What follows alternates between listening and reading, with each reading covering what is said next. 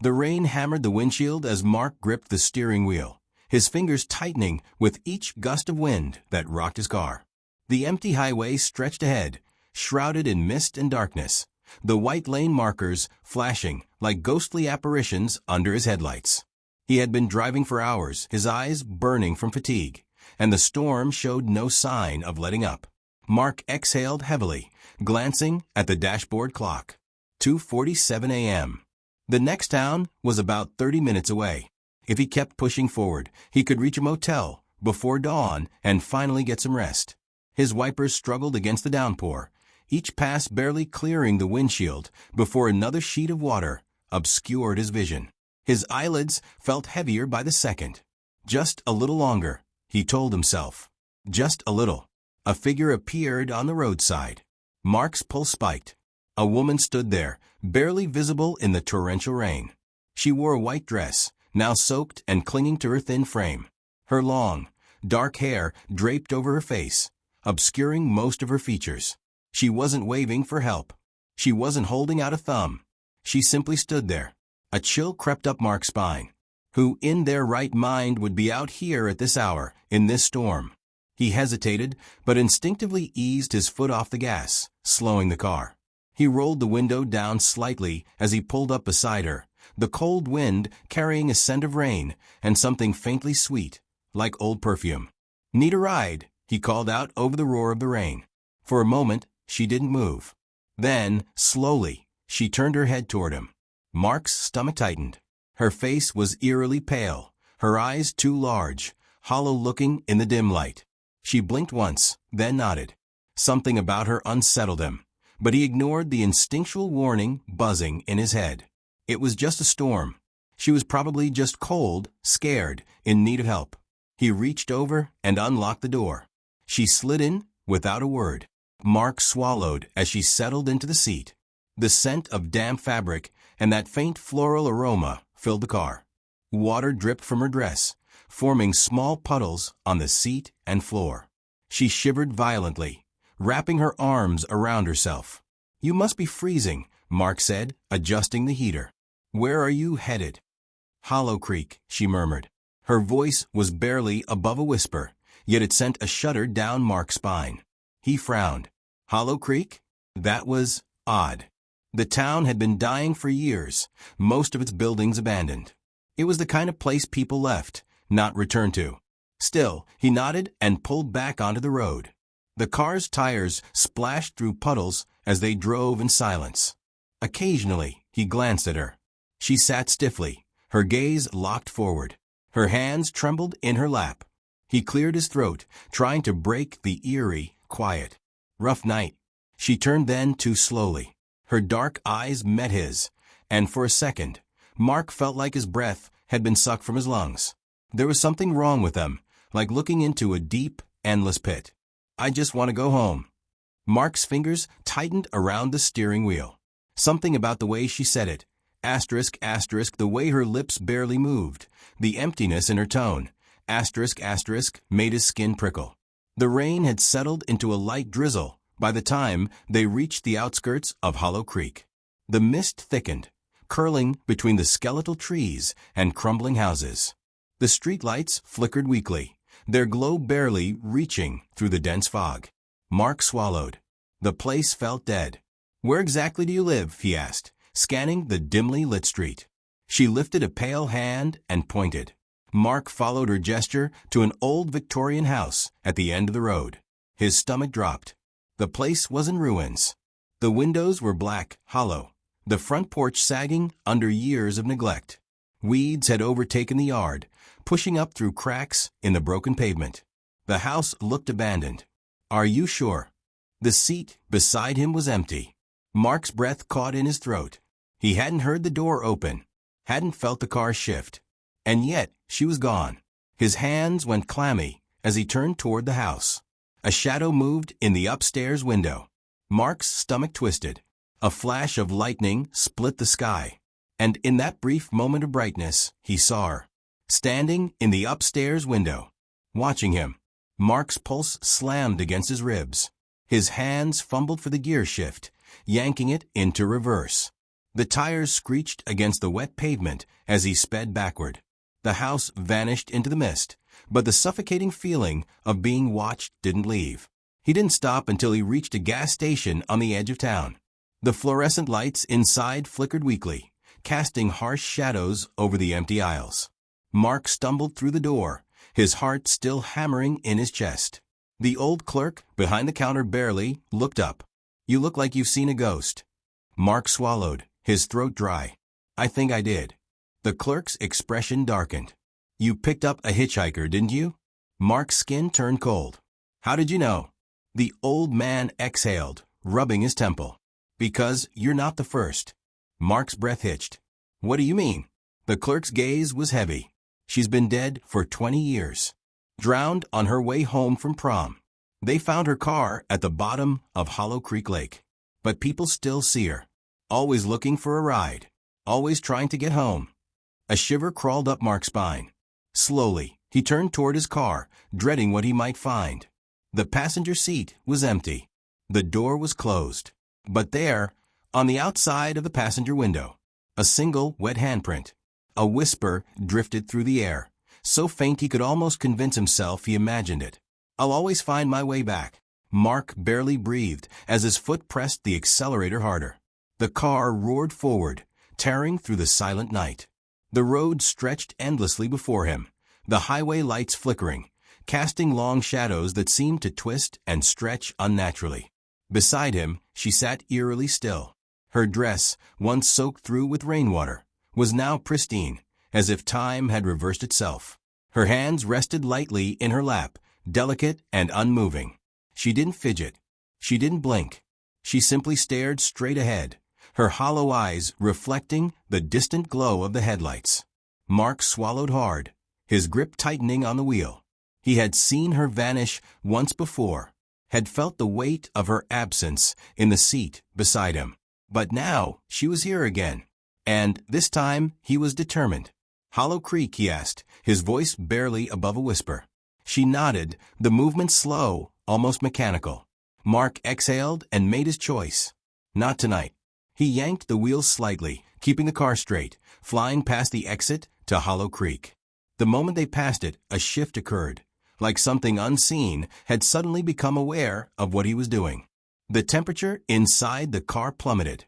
A thick, suffocating cold filled the air, seeping into his bones.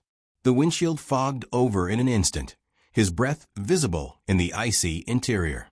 The radio crackled violently, static screaming through the speakers, distorting into an unnatural, garbled whisper. "Turn back." Mark flinched. The voice wasn't his. It wasn't hers.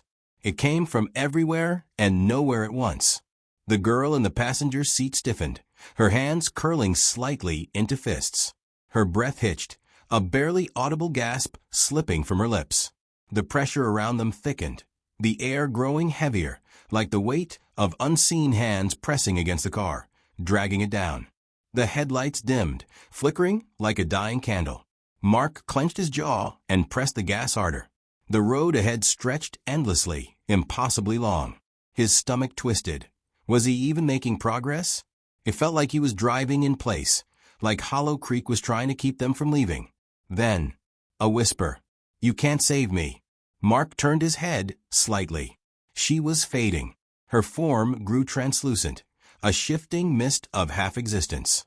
Her fingers trembled, reaching for something unseen. "No," he said firmly, heart pounding. "You don't have to go back." The car shook violently, as if something had grabbed it from behind, yanking it backward. The tires screeched against the asphalt. The headlights flickered once, twice, then cut out completely. Darkness. Total. Absolute. Mark's breath came in short gasps. He couldn't see. The road was gone. The world outside the car had vanished. There was nothing but an endless, swallowing blackness stretching in all directions. And in that darkness, something moved. A shape. A shadow. It loomed just beyond the windshield, shifting, stretching unnaturally tall. Its form was amorphous, twisting in ways that hurt to look at. Its fingers, long, impossibly thin, dragged across the hood of the car, leaving behind deep, jagged scratches. Mark's pulse pounded in his ears. The radio crackled again, a broken, guttural voice rising through the static. "She belongs here." The girl shuddered. Her form flickered, fighting against whatever force was pulling her back. Her lips parted, and for the first time, her voice was more than a whisper. "Drive," she pleaded. Mark didn't hesitate. He slammed his foot against the gas pedal. The engine screamed. The tires skidded. The car lurched forward, tearing through the darkness. The shadow behind them howled. A sound that wasn't human, that wasn't meant for human ears. The headlights burst back to life. Suddenly, there was road again. Trees. Sky. The world had returned. The highway stretched before them, leading into the next town. The unnatural cold faded, replaced by the soft, humid air of an ordinary summer night. Mark swallowed hard, glancing to his right. The passenger seat was empty. No water. No scent. No trace that anyone had ever been there. But then, something caught his eye in the side mirror. His breath hitched. The handprint. Still on the window. But this time, it was on the outside. His fingers tightened around the wheel. The road stretched ahead, nothing but distant headlights and the occasional flicker of neon from gas stations in the distance. Then, barely audible over the hum of the engine, a whisper, so soft it could have been the wind. "I'll always find my way back." Mark didn't stop driving until he reached the next state line. And even then, he didn't look in the mirror again. Ethan Carter had heard the rumors before booking his stay at the Blackwood Inn. Whispers of a cursed room. Guests waking up screaming. Shadows moving where they shouldn't. But he had never been one to believe in ghost stories. Superstitions were just that, stories people told to scare themselves. Still, as he pulled his suitcase through the grand entrance of the old hotel, an uneasy feeling settled in his chest. The Blackwood Inn stood on the outskirts of town, its once elegant Victorian architecture, now weathered by time. The ornate chandeliers still glowed dimly, their golden light unable to chase away the heavy shadows lurking in the corners. The air smelled of aged wood, polished floors, and something faintly floral, lavender, perhaps, though it carried a musty undertone. The receptionist, an older woman with graying hair pulled into a tight bun, barely looked up as he approached the front desk. Her wrinkled hands moved slowly over the guest book, and when she finally met his gaze, something flickered behind her tired eyes. "Checking in?" she asked in a low voice. "Yes, Carter. Ethan Carter. I have a reservation for 2 nights." The woman's eyes darted to the register, then back to him. She hesitated for a moment before reaching for a brass key hanging from a row of hooks behind her. Ethan noted that most of the keys were gone, likely indicating a full house, but the one she took down was near the end. Room 306. A frown creased her face. "Are you sure you want this room?" Ethan raised an eyebrow. "Why wouldn't I?" She exhaled through her nose, shaking her head slightly. "No reason. Just, if you hear anything strange, try not to pay it any mind." A cold knot tightened in Ethan's stomach. "Strange like what?" The woman pursed her lips. "The walls here are old. They creak at night." Something in the way she said it, too rehearsed, too dismissive, made his skin prickle. But he forced a chuckle and took the key. "I'll keep that in mind." The elevator creaked as it carried him up to the 3rd floor, the dim yellow lights flickering slightly. The doors groaned open, revealing a long hallway lined with dark wooden doors. A thick runner rug muffled his footsteps as he walked toward the end of the corridor, where room 306 waited. He hesitated before inserting the key. The brass numbers on the plaque were slightly tarnished, as though too many fingers had brushed against them. A shiver ran down his spine, but he shook it off and pushed the door open. Inside, the room was unremarkable. A queen-size bed with crisp white sheets, a wooden desk with an old-fashioned lamp, a small TV perched on a dresser. Across from the bed, an ornate mirror in an antique frame hung on the wall. But something about the air felt wrong. It was too still, too quiet. Even the hum of the hotel's heating system seemed absent. He set his suitcase down and walked to the window, pulling back the curtains. Outside, the town's dim street lights flickered through the mist, but beyond that, there was only darkness. Brushing off his unease, Ethan changed into his nightclothes and climbed into bed. The mattress was firm but comfortable, the blankets warm. He exhaled deeply, willing himself to relax. It was just another hotel. Nothing was going to happen. He drifted off to sleep.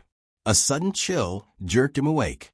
The room was dark except for the faint glow of the streetlights filtering through the curtains. The air was thick and unnaturally heavy, pressing down on him like a suffocating blanket. His breath fogged slightly in the air, as if the temperature had plummeted in an instant. A sharp contrast to the warmth he remembered before falling asleep. Something wasn't right. The silence wasn't normal. It wasn't the peaceful quiet of a hotel at night.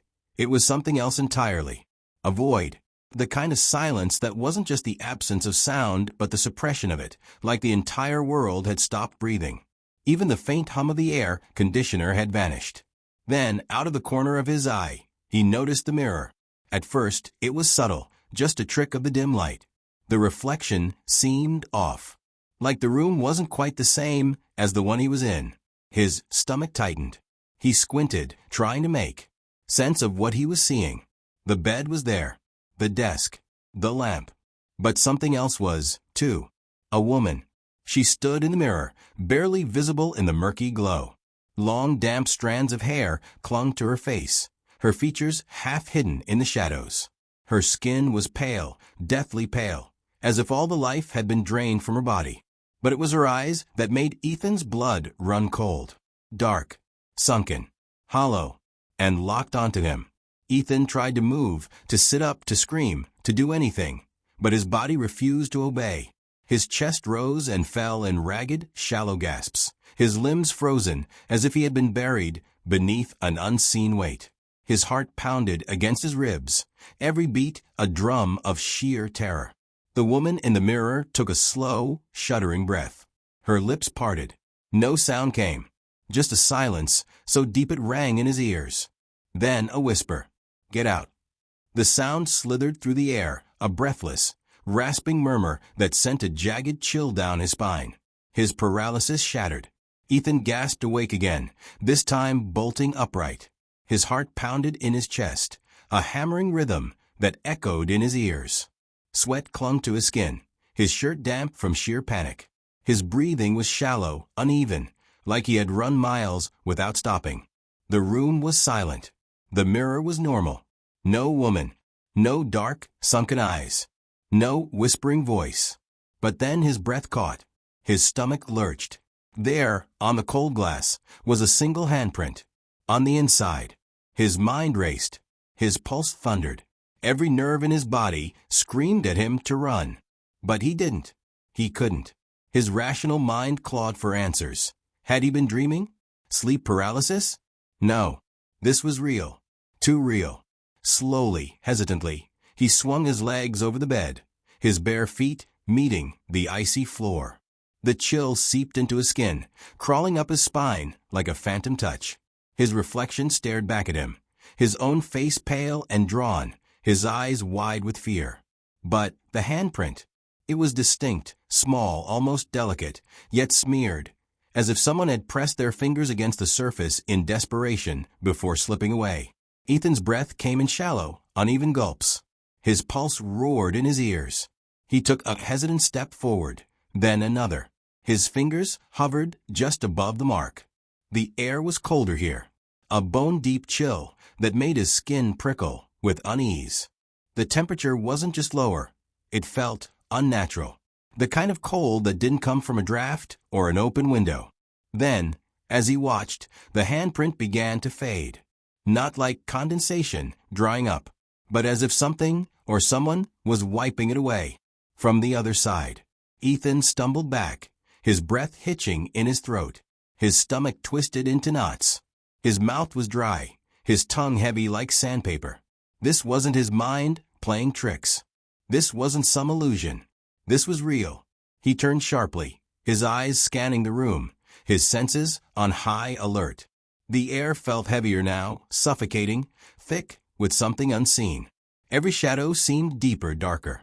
The dim glow of the streetlights outside barely cut through the oppressive blackness pressing against the windows. His suitcase sat untouched by the door, The window was still closed. A gust of wind rattled the walls. Except the windows were shut. There was no draft. His pulse quickened. Something was here. Watching. Waiting. He swallowed hard, forcing a nervous laugh. It's just my mind playing tricks. The lamp flickered.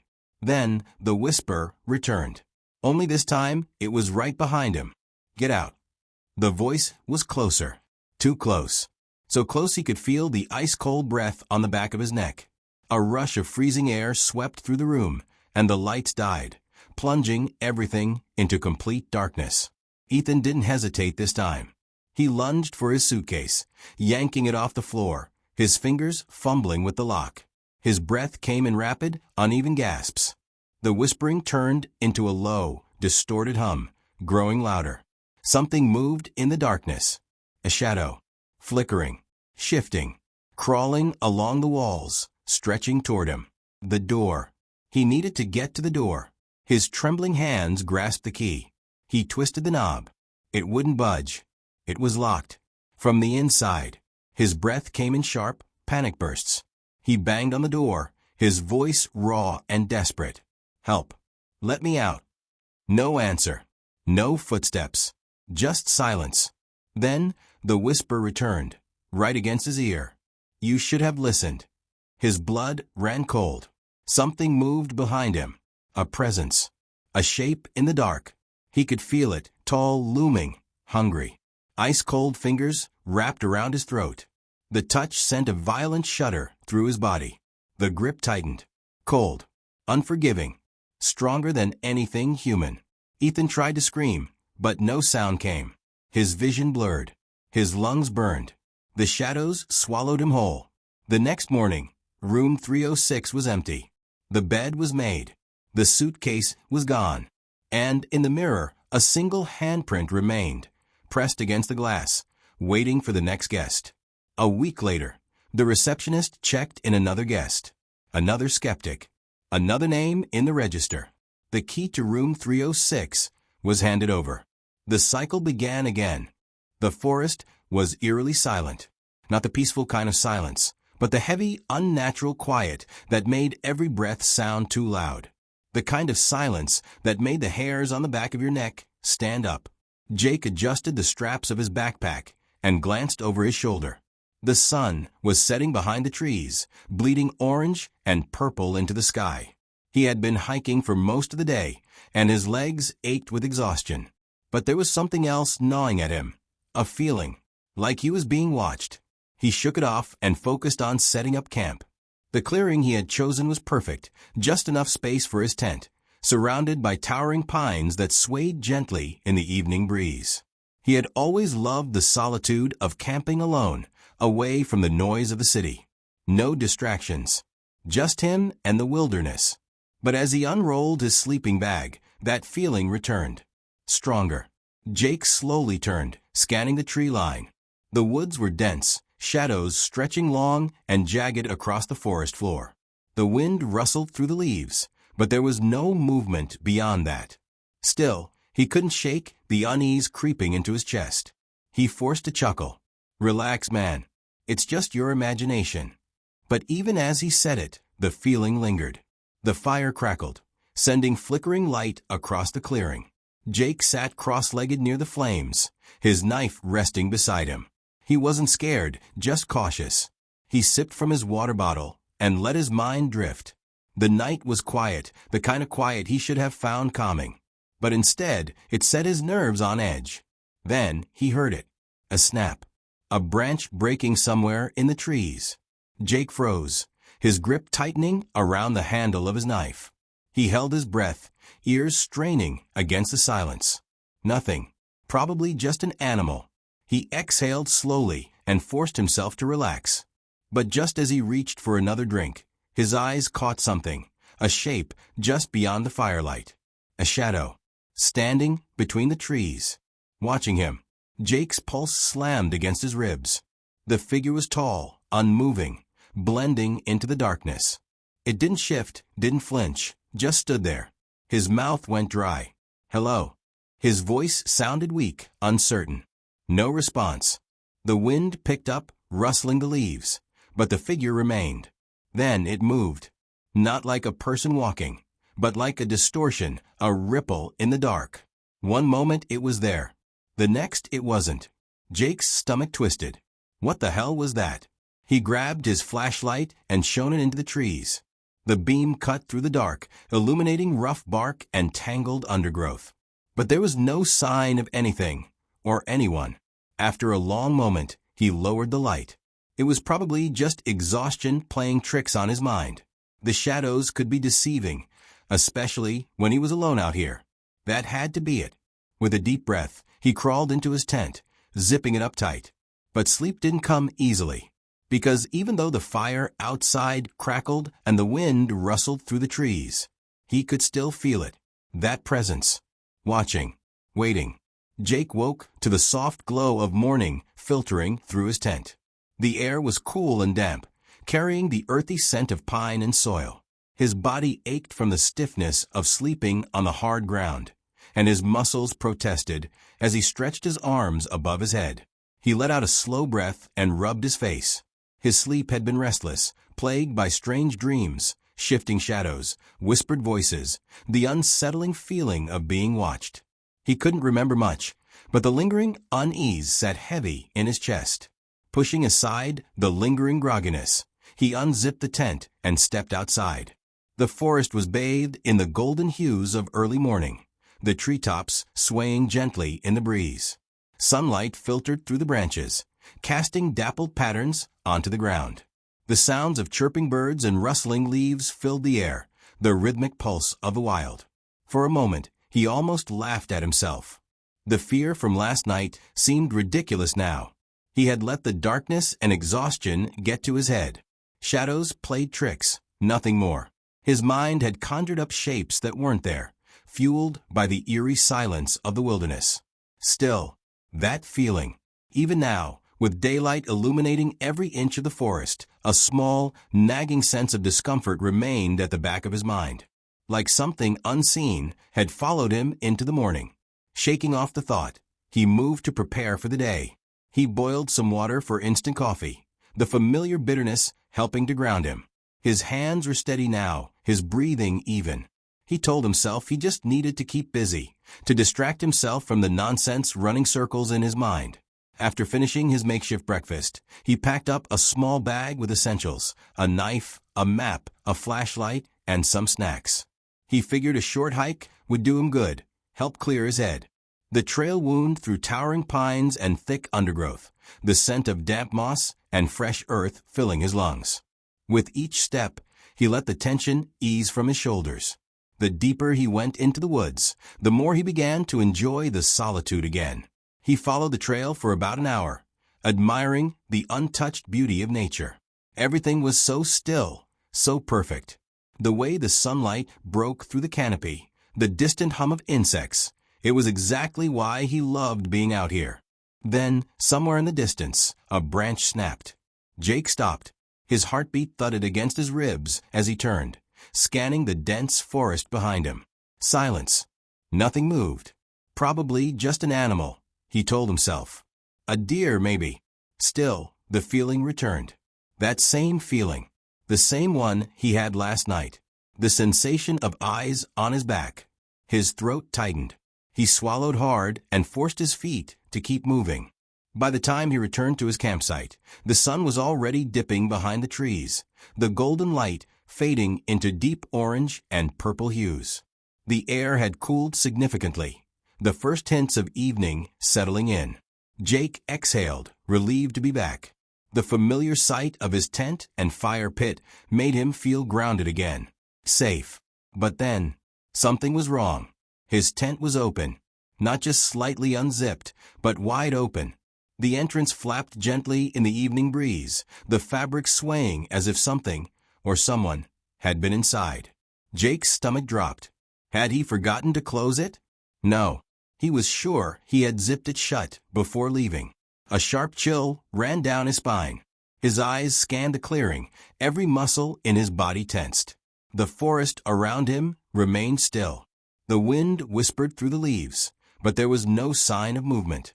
No sign of anyone.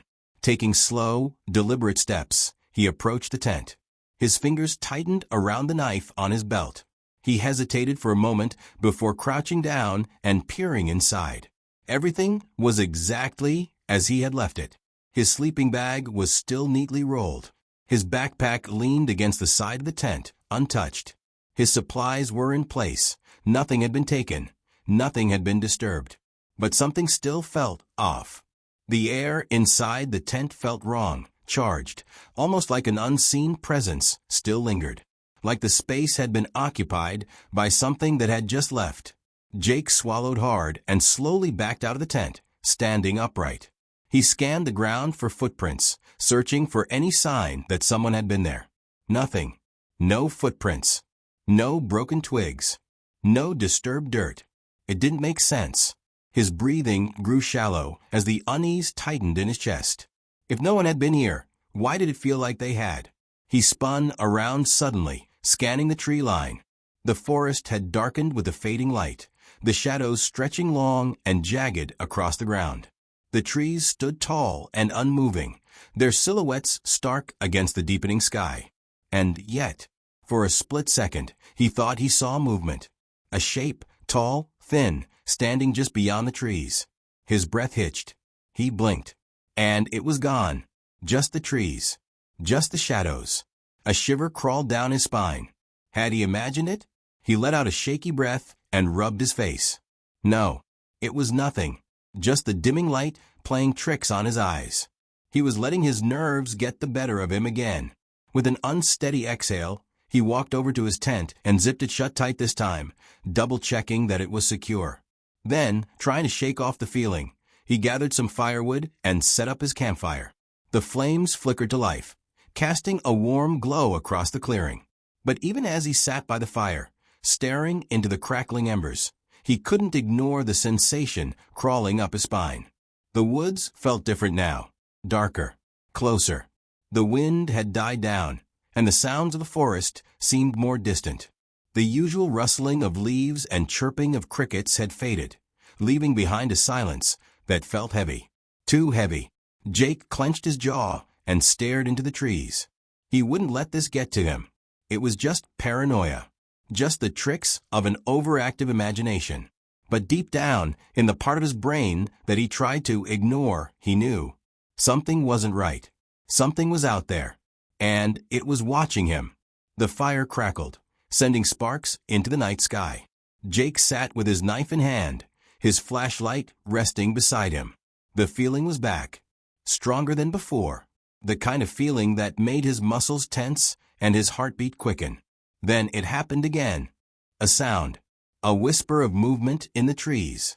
His grip tightened around the knife. Not an animal. Not the wind. Something else. He turned his flashlight toward the woods. The beam cut through the dark. For a second, there was nothing but trees and shadows. Then there. A figure. Closer than before. Tall. Motionless. Watching. Jake's breath hitched. He stood slowly, muscles tensed. His instincts screamed at him to run. But he didn't. Instead, he called out, his voice low but firm. "Who's there?" Silence. Then movement. It was coming closer. Jake's heart pounded. He grabbed his flashlight, shining it directly at the figure. And for the first time, he saw it. A tall, gaunt figure, its limbs impossibly thin. Its face was obscured by the shadows, but its eyes, black, empty, endless. A sharp, suffocating cold filled the air. Then it spoke. "Leave." The words slithered through the dark, a voice that sounded hollow, distant, ancient. Jake stumbled back, his flashlight shaking.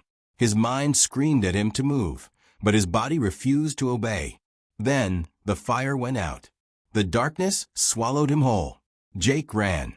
Branches tore at his arms, roots threatened to trip him. But he didn't stop. He didn't dare look back. The whispering was everywhere now, surrounding him, closing in. Leave. He reached the trail, his breath ragged, his legs burning. The trees loomed over him, twisting shadows in the moonlight. Then he saw it, standing at the edge of the woods, closer than ever. It tilted its head, those empty black eyes locking onto his. And then it smiled. Jake didn't wait to see what would happen next. He bolted. Didn't stop. Didn't look back. He reached his car, fumbling with the keys. His hands trembled, his breath coming in sharp gasps. The engine roared to life. He peeled out of there, gravel kicking up behind him. The last thing he saw in his rearview mirror, the figure, standing at the tree line, watching, waiting. And as he sped down the road, one final whisper followed him. See you soon. Emily Foster was alone in her apartment when the phone rang. It was late, too late for anyone to be calling. She frowned, glancing at the clock. 11:47 p.m. Her phone vibrated against the coffee table, the screen lighting up with an unknown number. She hesitated. It could be a scam call, a wrong number, or something equally unimportant. But something about it felt off. The number looked familiar, almost like. She swallowed hard, her heart picking up pace. It looked like his number. No, that was impossible. She had deleted it months ago. Because her brother was dead. Her fingers trembled as she reached for the phone. The ringing seemed louder now, insistent, urgent. Finally, she answered. Hello. For a moment, there was only static. A faint crackling noise. Then, a voice. Soft, distorted, but unmistakable. Emily? Her stomach dropped. She knew that voice. She knew it better than her own. Matt. Silence. Her breath hitched. It couldn't be. It couldn't be him. Matt had died 6 months ago in a car accident. She had identified his body herself. The funeral, the grief, the unbearable emptiness of losing her only brother. She had lived through it all. But now, his voice was here, on the other end of the line. Emily, listen to me. Matt's voice came again, shaky and urgent. You have to leave. Now. Her skin prickled. What? She started. But the static flared, drowning out her words. His voice came through again, broken and desperate. Emily, he's coming. Don't let him in. The call cut off. Silence. The line went dead. Emily stared at her phone, her pulse hammering in her ears. What the hell had just happened? She tried to call the number back. Disconnected. A cold shiver ran down her spine. Had she imagined it? Had the grief finally cracked something inside her? Her thoughts were racing, trying to make sense of what she had just heard. Then, a knock at the door. A single deliberate knock. Emily froze. The air in her apartment suddenly felt too thick, too heavy. Slowly, she turned toward the door. Her phone slipped from her fingers, landing on the floor with a dull thud. Because beyond the door, in the dimly lit hallway, she could see a shadow, a tall, unmoving figure, waiting. Emily's breathing came in shallow bursts, her chest rising and falling in rapid succession. She forced herself to think logically. Maybe it was a mistake, a hallucination. Maybe she was hearing things, a trick of exhaustion, grief, stress. But the shadow outside her door was real, and it hadn't moved. A heavy, suffocating stillness filled the room, pressing down on her shoulders like an invisible weight. She took a shaky step backward. Her instincts screamed at her to run. But where? She was on the 3rd floor. No fire escape. No back door. The only way out was through the very door where he stood. Her mind replayed Matt's words, each syllable cutting through her panic like a jagged blade. Don't let him in. Emily swallowed hard. She inched toward the peephole. Slow. Careful. Every movement is deliberate. She was terrified, but she had to see. The wood felt ice cold against her skin as she pressed her forehead against the door. With a trembling breath, she looked through the tiny glass lens. And there he was. A man, tall, dressed in dark clothing, standing completely still. The hallway light flickered, bathing him in sporadic flashes of dim, yellowish glow. Her fingers dug into the doorframe. His posture was unnatural, too rigid, too deliberate, like he wasn't just standing there, but waiting. Emily's stomach churned. His face was hidden beneath the shadows. She couldn't make out his features, but something told her she didn't want to. He wasn't shifting his weight. He wasn't swaying, breathing, adjusting his stance. Nothing. Like he wasn't human at all. A cold, creeping sensation ran up her spine. Emily took a step back, her fingers hovering over her phone on the floor, her mind racing. She had to call someone. The police. A neighbor. Anyone. Then, another knock. Harder. More forceful. Boom. Boom. Boom. The sound exploded through the apartment, vibrating the walls. Emily gasped, stumbling backward. Her legs felt like lead, heavy and useless beneath her. She clutched her chest, trying to steady her breath. But she couldn't. Her heart pounded wildly, erratic and frantic, her body teetering on the edge of panic. She wanted to scream, wanted to run, but all she could do was stare at the door. Boom, boom, boom, louder this time, like a battering ram against the wood. Something in her gut twisted violently, sending nausea rolling through her stomach. This wasn't just some stranger. This wasn't a confused neighbor knocking on the wrong door. This was something else.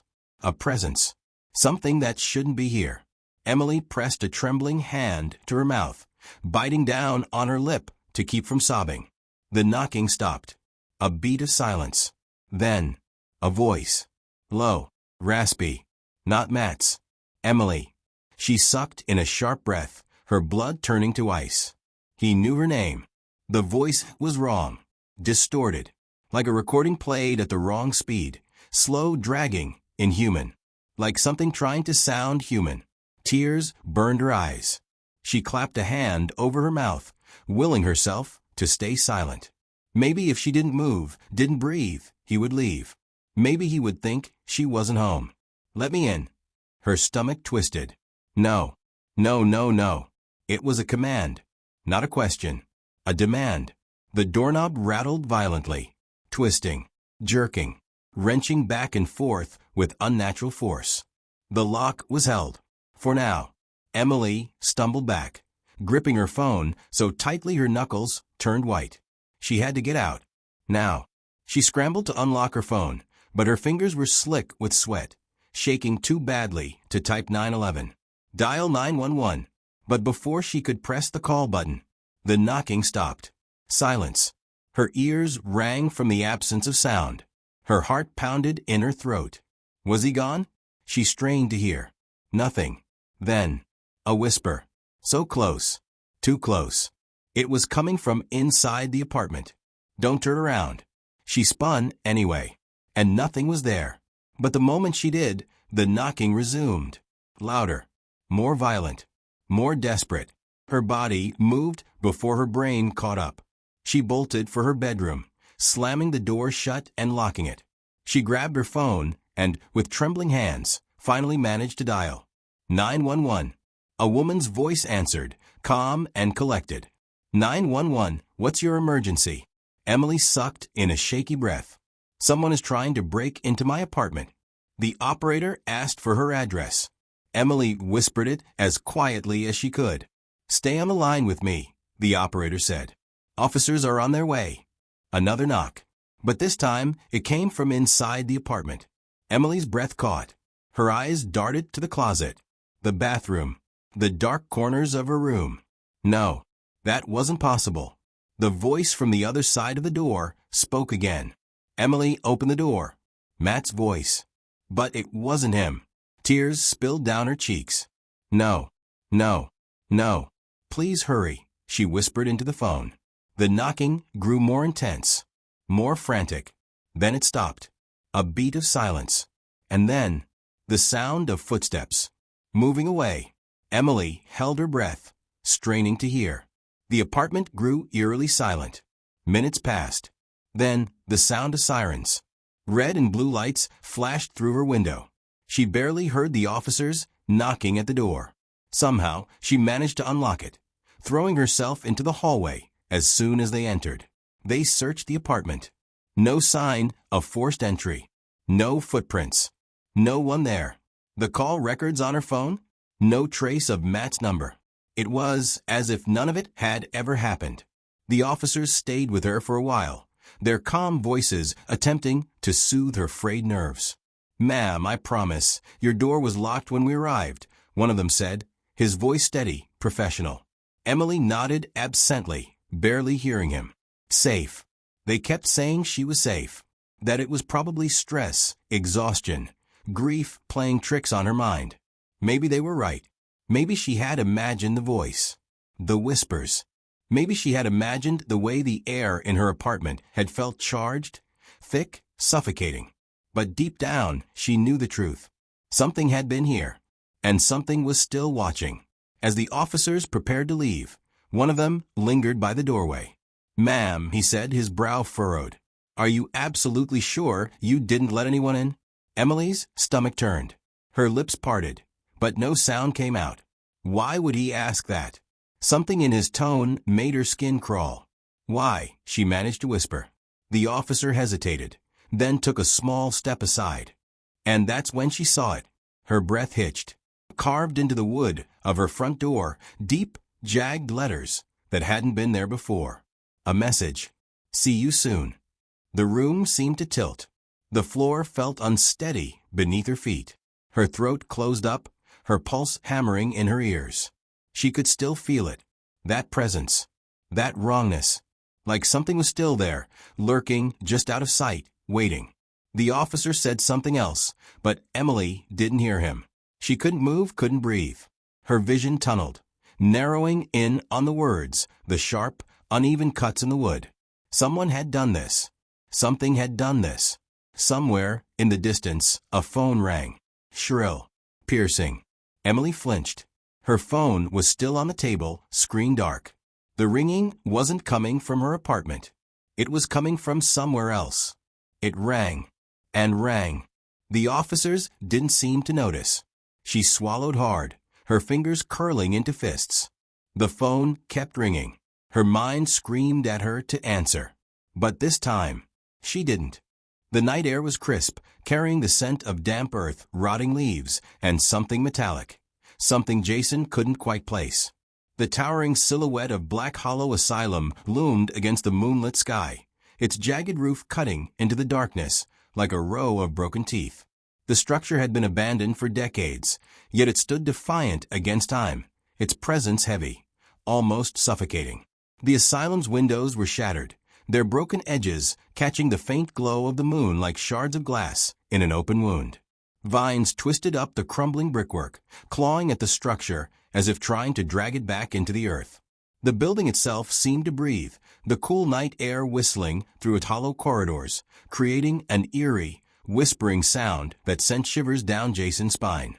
The heavy iron gates groaned as Jason pushed them open, their rusted hinges shrieking like something alive. A chill ran down his back. He told himself it was just the cold, but deep down he knew better. Something was watching them.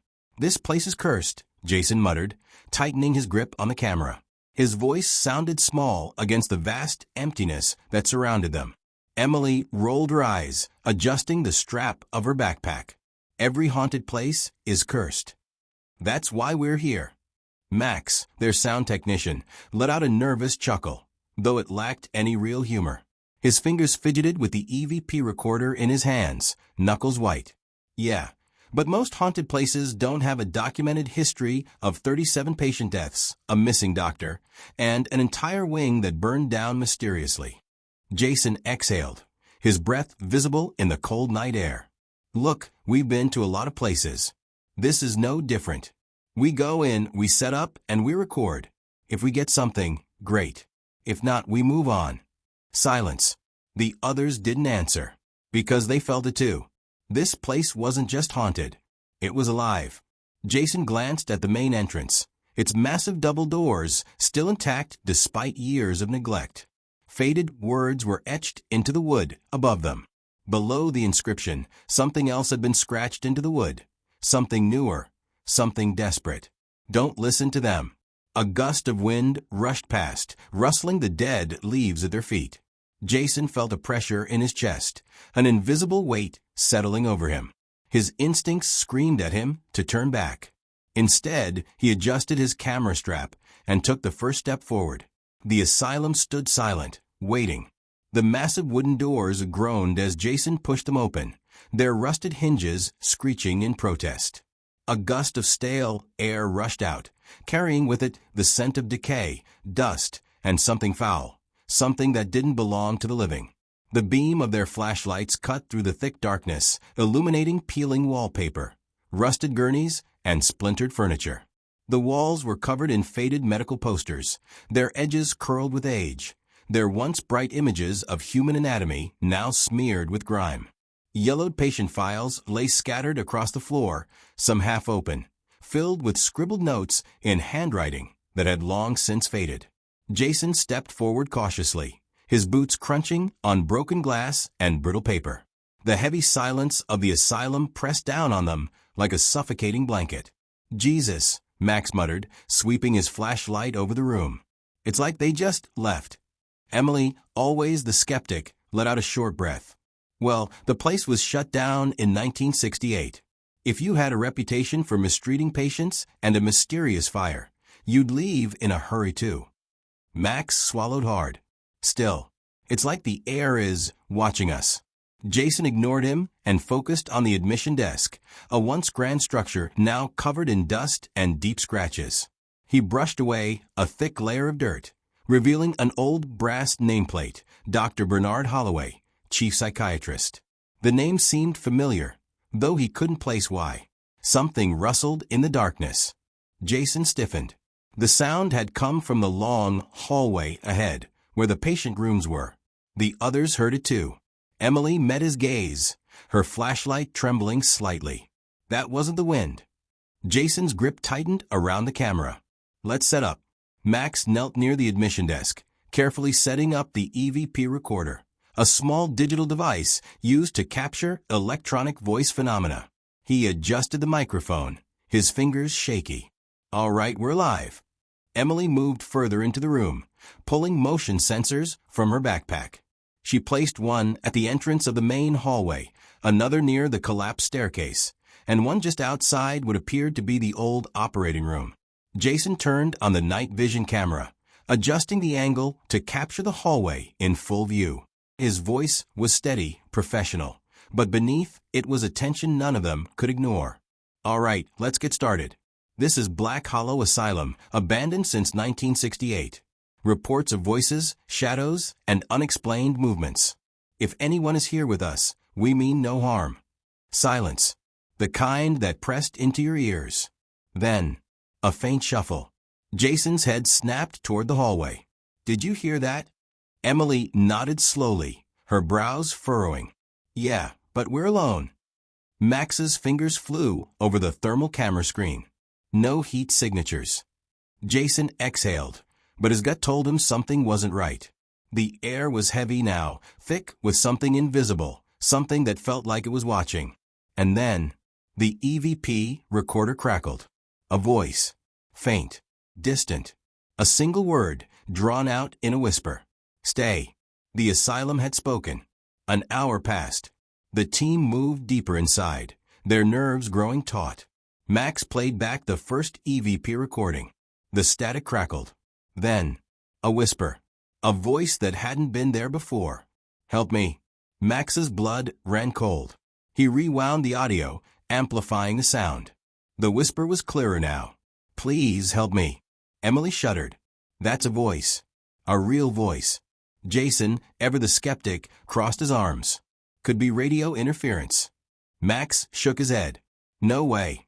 This is direct. Something, is here." Emily turned to the darkness, stretching beyond their flashlights. "Then let's find them."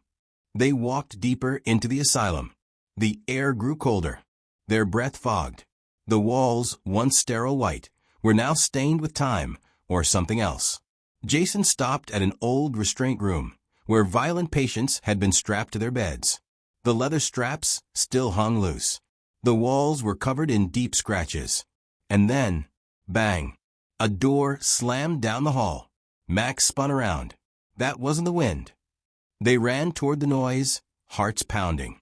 The hallway was empty. Jason checked the camera. Nothing moved. Emily turned, her flashlight flickering. "Guys!" Her voice trembled. At the end of the hallway, a shadow moved. Not fast. Not sudden. Slow. Deliberate. Watching. And then, a sound that made their blood freeze. A scream. It wasn't human. It came from everywhere. Jason's flashlight died. Emily gasped as the air turned ice cold. Max dropped the recorder. The asylum was awake. "Run!" Jason shouted. Their footsteps pounded against the decayed floor, echoing through the empty halls. The darkness behind them felt alive, creeping closer with every frantic step. The hallway stretched endlessly, twisting, shifting. The flickering emergency lights above them seemed dimmer now, as if being swallowed by something unseen. Doors lined both sides of the corridor, some hanging ajar, others shut tight. They should have led to patient rooms. Instead, they led to nothing. Behind one door, a pitch-black void, as if the room had never existed. Behind another, an identical copy of the same hallway they were running through. Behind a third, a reflection of themselves, but the figures inside didn't move. Emily grabbed Jason's arm, her nails digging into his skin. "This isn't right. The layout, it's changing." Jason swallowed, forcing his mind to stay focused. This place was warping reality. Max gasped, struggling to keep up. He fumbled with his camera and EVP recorder, his hands shaking. No signal. No readings. "We're trapped." Jason's pulse thundered in his ears. He forced his legs to move faster, his only thought, "Get out." Then, they stopped. The hallway ended abruptly, forcing them to a halt. A single door loomed in front of them. Jason's breath caught in his throat. Ward C. The wing that had burned to the ground in 1968. But here it was, intact. The charred remnants of its past were still present, blackened walls, the lingering scent of smoke and ash, the faint outline of scorch marks on the ceiling. Max's voice was barely a whisper. This place shouldn't exist. Jason lifted a trembling hand and pressed it against the old wooden door. It was warm. His heart pounded. Then footsteps. Heavy, slow, coming closer. A deep, dragging sound followed, like something scraping against the floor. Jason turned, his breath coming in sharp gasps. At the end of the hallway, standing in the shadows, was a figure. Not a shadow this time. A man. Or what used to be one. His skin was gray, stretched thin over sharp bones. His veins darkened like burned roots beneath the flesh. His hospital gown was scorched, blackened by fire. The fabric melted into his skin in places. But his eyes, they burned. Twin embers, glowing with an unnatural orange light, flickering like a dying flame. Emily stumbled back, clutching Jason's sleeve. "Oh my God!" Max whimpered. "What is that?" The figure took a step forward, then another, and then a voice. A hollow, crackling whisper. "You shouldn't be here." Jason staggered back, gripping Emily and Max. The walls began to tremble. The whispers rose, hundreds of them, overlapping, surrounding them. A chorus of voices, crying, begging, screaming.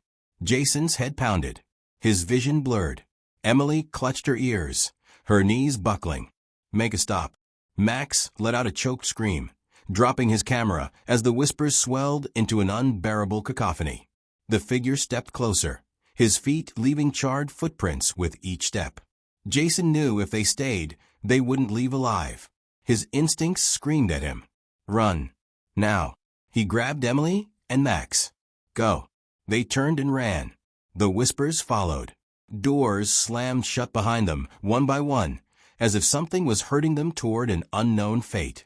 The walls bent and twisted, the hallway shrinking, pulsing, as if the asylum itself was coming alive. Something was chasing them, and it wasn't human. The exit was closed. The broken front doors came into view. Jason reached them first, throwing his weight against the wood. Max stumbled. Emily grabbed him, pulling him forward. The voices screamed. Jason forced the doors open. The three of them collapsed outside. And just like that, the voices stopped. The night was silent. Max's chest heaved. He clutched his recorder, his fingers white. Emily wiped her face, realizing she was crying. Jason stood up, turning back to the asylum. It loomed quietly in the moonlight, empty, as if nothing had ever happened. But then, Max's recorder cracked. The last EVP recording played on its own. Static. Then a voice, Clear. Unmistakable. We'll be waiting. The storm rolled in fast, sweeping across the neighborhood with a fury that rattled windows and sent tree branches scraping against the side of the house. Thick clouds swallowed the moon, casting the streets into an unnatural darkness. The wind howled, making the old house groan as if it, too, felt the storm's weight pressing against its walls. Inside, Lucy sat curled up on the living room couch, her phone resting in one hand, a thick blanket draped over her shoulders. The glow of the TV flickered across her face, casting shadows that danced along the walls. She could hear the rain hammering against the roof, a steady rhythm that filled the silence between the occasional roars of thunder. On the floor, tucked beneath their own blankets, sat the twins, Noah and Ben. Their eyes, round and unblinking, were glued to the television screen, though Lucy wasn't sure they were actually paying attention to the cartoon playing. They sat too still, their small hands gripping the fabric of their blankets, their bodies tense. Lucy checked the time on her phone. Almost 10:30 p.m. The boys' parents had said to put them to bed by 9, but with a storm rolling in, she had decided to let them stay up a little longer. Now, though, it was late. "All right, guys," she said, stretching her arms. "It's bedtime. Let's get you tucked in." Neither of them moved. Lucy raised an eyebrow. "Did you hear me?" Noah turned his head slightly, but his gaze didn't meet hers. Instead, his eyes remained locked on something beyond her, down the hallway. Ben sucked in a shaky breath and bit his lip, his small fingers gripping his blanket even tighter. We can't sleep yet," he mumbled. Lucy frowned. "Why not?" Noah's mouth opened, but no words came out at first. He seemed to be thinking, debating whether or not to say what was on his mind. Then, in a whisper so soft Lucy almost didn't hear it, he said, "Because he told us not to." Lucy blinked, confusion flickering across her face. "What? Who told you not to?" Ben slowly lifted a trembling hand and pointed toward the hallway. Her eyes followed the direction of his finger. The hallway stretched out in front of them, long and dark, the only light coming from a small night light plugged into the wall near the boys' bedroom. At the very end of the hallway stood a closet door, slightly ajar. A chill crawled up Lucy's spine. Ben's voice was barely above a whisper when he spoke. "The man in the closet." Thunder rumbled outside. Lucy forced a smile, though her stomach twisted uncomfortably. "Guys, there's no one in your closet," she said, keeping her voice light. "It's just shadows and your imagination playing tricks on you." Ben shook his head slowly. "No, he's there. He watches us." Noah scooted closer to his brother. "He doesn't like it when we talk." The wind picked up outside, making the house shudder. A sudden gust rattled the windows, and Lucy flinched despite herself. She inhaled deeply, trying to shake the unease curling in her chest. They were just kids. Kids had wild imaginations. Still, her eyes flickered back toward the dark hallway. The closet door was open only slightly, but something about the sliver of darkness beyond it made her skin prickle. It wasn't unusual for kids to be afraid of closets, but the way the boys sat stiffly, their wide eyes filled with genuine fear, it unsettled her. Lucy sighed and stood up. "All right," she said, stretching her arms. "Let's check it out. But once we see there's nothing there, you both have to go to bed." "Got it." The twins hesitated. Noah's fingers twitched against the fabric of his blanket. Ben swallowed hard, then nodded. Lucy reached for the flashlight on the coffee table and clicked it on. The bright beam cut through the dimly lit hallway, illuminating the wooden floorboards. The boys followed behind her, their footsteps nearly silent. Each step Lucy took made the floor creak beneath her weight. The sound echoed in the quiet house, making it feel as if something else was moving along with them. They reached the closet. Lucy hesitated, her fingers hovering over the doorknob. The metal felt cool, too cool, as if the air around it had dropped in temperature. She frowned. That was strange. The rest of the house was warm. She glanced down at the twins. Noah's breath was shallow, his hands clenched into small fists. Ben bit his lip so hard it had turned white. Lucy inhaled deeply and tightened her grip on the doorknob. "All right, here we go." She swung the door open. The flashlight's beam cut through the darkness inside the closet. Empty. The space was small, lined with shelves holding old board games and shoeboxes. A few jackets hung limply from hooks, their fabric swaying slightly from the motion of the door opening. A pile of folded blankets sat in the corner. Nothing unusual. Lucy turned back to the boys, raising an eyebrow. See? No one's here. Ben's lower lip quivered. Noah's face remained unreadable. He's still there, Noah mumbled. Lucy's brow furrowed. She turned back to the closet, shining a flashlight across every inch of it. Nothing but old blankets, jackets, and dust. She exhaled sharply. Listen, I promise you, there's nothing in here. I'll shut the door, and it'll stay shut all night. Okay. The twins didn't reply. Lucy knelt down in front of them, her voice softer. You don't have to be scared. I'm right outside. Nothing's going to happen. Ben hesitated before nodding slowly. Noah, after a long pause, did the same. Lucy ruffled their hair and led them to bed, tucking them under their covers. As she pulled their bedroom door shut behind her, she heard Noah whisper, "He doesn't like you."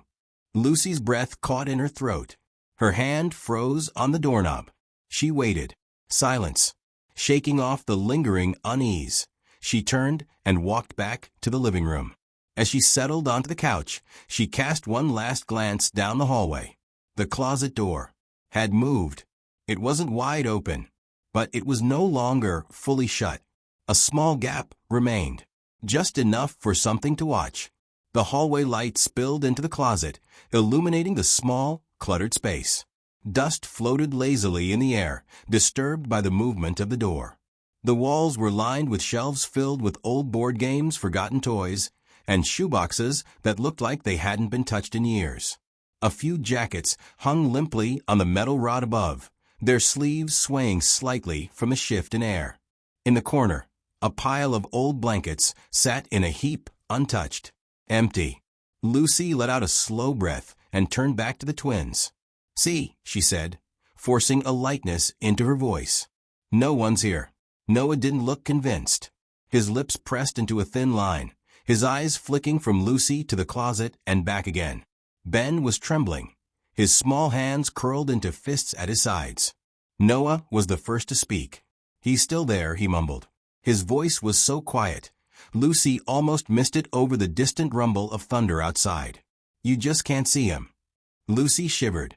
The air inside the closet felt different, heavier, thicker. The smell of dust and fabric softener should have been familiar, comforting even, but instead it seemed stale, stagnant, wrong.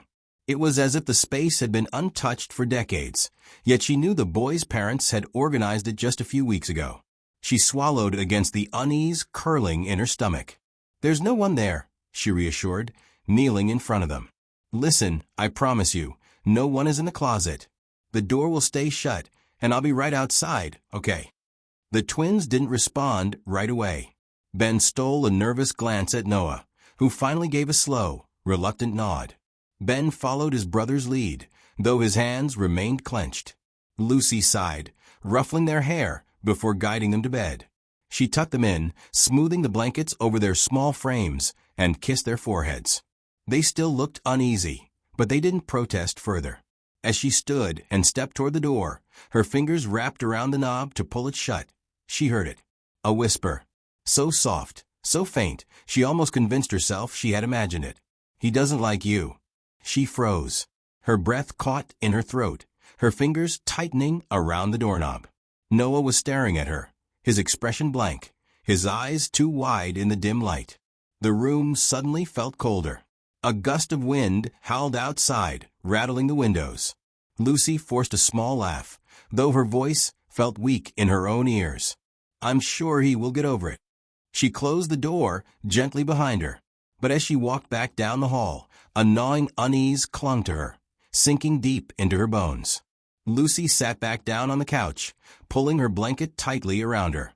The warmth did little to stop the creeping sensation along her skin. The storm outside had worsened, rain hammering against the roof like desperate fingers clawing to get in. Wind howled through the trees, their branches scraping against the house with an eerie rhythmic sound. She unlocked her phone and checked her messages. Nothing. Not from the boy's parents. Not from her friends. A strange, suffocating silence settled over the house. The television was still on, but the volume had lowered, the screen flickering with the last remnants of an old cartoon. It wasn't enough to drown out the unsettling, quiet pressing in around her. Then, a soft creak. Her head snapped up. The sound had come from the hallway. Lucy's pulse quickened. It was probably just the house settling. Old houses did that. The wind outside was strong. It was nothing. She swallowed and turned back to her phone, tapping absent-mindedly at the screen. Then came another sound. Not wood creaking. Not the wind. A breath. Slow. Shuddering. Right outside the twins' door. Lucy sat frozen, her entire body locked in place. Her ears strained, her own breath caught in her throat. It had been faint, but she knew what she heard. Someone exhaling, low and heavy. The air in the living room suddenly felt thick, pressing against her chest. Her fingers dug into the fabric of her blanket. She turned her head, eyes locked on the dark hallway. Nothing moved. The nightlight near the boys' room glowed dimly, barely pushing back the shadows. The closet door, she reassured herself, was closed. Right? Lightning flashed outside, illuminating the house for a brief moment. The shadows on the walls stretched and shifted, bending unnaturally. And for a second, just a second, she thought she saw something. Tall, motionless, standing just beyond the hallway's edge. Lucy's heart pounded against her ribs. She forced herself to her feet, her legs moving before her mind could process the decision. Each step felt heavy, deliberate, as if the air around her was thickening, pushing back against her movements. Her fingers trembled as she reached for the hallway light switch. The bulb flickered. Then, darkness. The light went out. Lucy sucked in a sharp breath. The storm outside raged, lightning illuminating the house in brief flashes. For the second time, she saw something shift in the darkness. Something that hadn't been there before. Something too tall to be the twins. Her hands clenched into fists. "It's nothing," she whispered to herself. "Just shadows. Just the storm." Steeling herself, she took a cautious step forward. The floor was cold beneath her bare feet. She exhaled slowly, forcing her breath to steady. Then, a soft click echoed in the silence. Lucy's stomach dropped.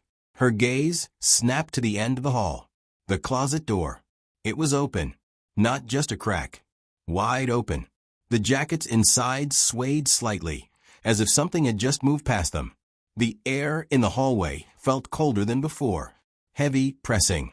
The shadows inside the closet stretched unnaturally, curling at the edges like fingers reaching outward. Lucy's breath hitched in her throat. A whisper slithered through the dark. Low. Hoarse. Not a child's voice. Not yet. Lucy stumbled back, her hand slapping against the wall as she gasped. The words had been right beside her, near her ear. But the hallway was empty. She turned sharply, expecting, what? A figure? A shadow? Something to confirm the icy dread coiling in her gut? There was nothing. The closet door remained open, its darkness yawning, waiting. Lucy's breathing was shallow, her pulse roaring in her ears. She had to close it. She had to. Forcing her legs to move, she took a hesitant step forward, then another. The air thickened. Another step. The hallway felt longer now, stretched unnaturally, the door growing farther away instead of closer. She could hear something inside. Something shifting. Something breathing. Lucy reached for the door. Then just before she could touch it, the door slammed shut on its own. A single whisper crawled through the air. A promise. A warning. Not yet. Lucy stumbled back, her pulse hammering in her ears. No, this wasn't real. She fumbled for her phone, the screen's glow weak against the darkness. Then a message popped up. Unknown number. Did you lock the doors? Her stomach dropped. Her fingers hovered over the keyboard, but before she could type a response, another sound came from behind her. The twins' door creaked open. A soft patter of footsteps. She turned. Noah and Ben stood there, wide-eyed, their small hands clutching each other. Lucy's voice wavered. "What are you doing up?" Noah trembled. "He's mad." Ben whimpered. "He's coming." A loud bang. The closet door slammed shut. Lucy grabbed the twins and ran. Her shaking hands fumbled with the front door lock, but it wouldn't budge. The house groaned. No, something inside it groaned. The air turned ice cold. A whisper curled through the room. "Not yet." Then, footsteps. Heavy, slow, coming from the hallway. Lucy's breath hitched. The twins clung to her, their small bodies trembling. She turned and saw him. A tall, gaunt figure stood just beyond the glow of the streetlight. His face was wrong, stretched too thin, mouth curling too wide. His fingers twitched at his sides, long and bony, nails blackened. His eyes. There were no eyes. Just pits of darkness. A slow, rattling breath left his lips. Then, in a voice that scraped against the walls, he whispered, "You shouldn't have looked." The lights flickered. The walls seemed to pulse, shifting, bending. The room closed in. Lucy gasped as the figure stepped forward. The twins sobbed against her, their small hands clawing at her arms. "Make him go away," Ben whimpered. Noah's voice was barely a whisper. "You can't." The thing in the dark smiled. And everything went black. Lucy's eyes shot open. Morning light streamed through the windows. The house was silent. The twins slept peacefully in their beds. Has it been a dream? She sat up, rubbing her face. Her body ached as if she had run miles. Her phone buzzed. A new message. "Unknown number. See you soon." Lucy's breath hitched. She turned toward the hallway. The closet door was open. And inside, a shadow waited. The sky, a bruised canvas of deep violet and molten gold, stretched endlessly over the quiet countryside. The last remnants of daylight clung to the horizon, casting long, eerie shadows through the dense forest that lined the narrow dirt road. A cool breeze whistled through the trees, rattling the dry leaves and carrying the faint scent of damp earth and pine. Sam, Mia, Josh, and Riley walked together, their voices breaking the stillness of evening.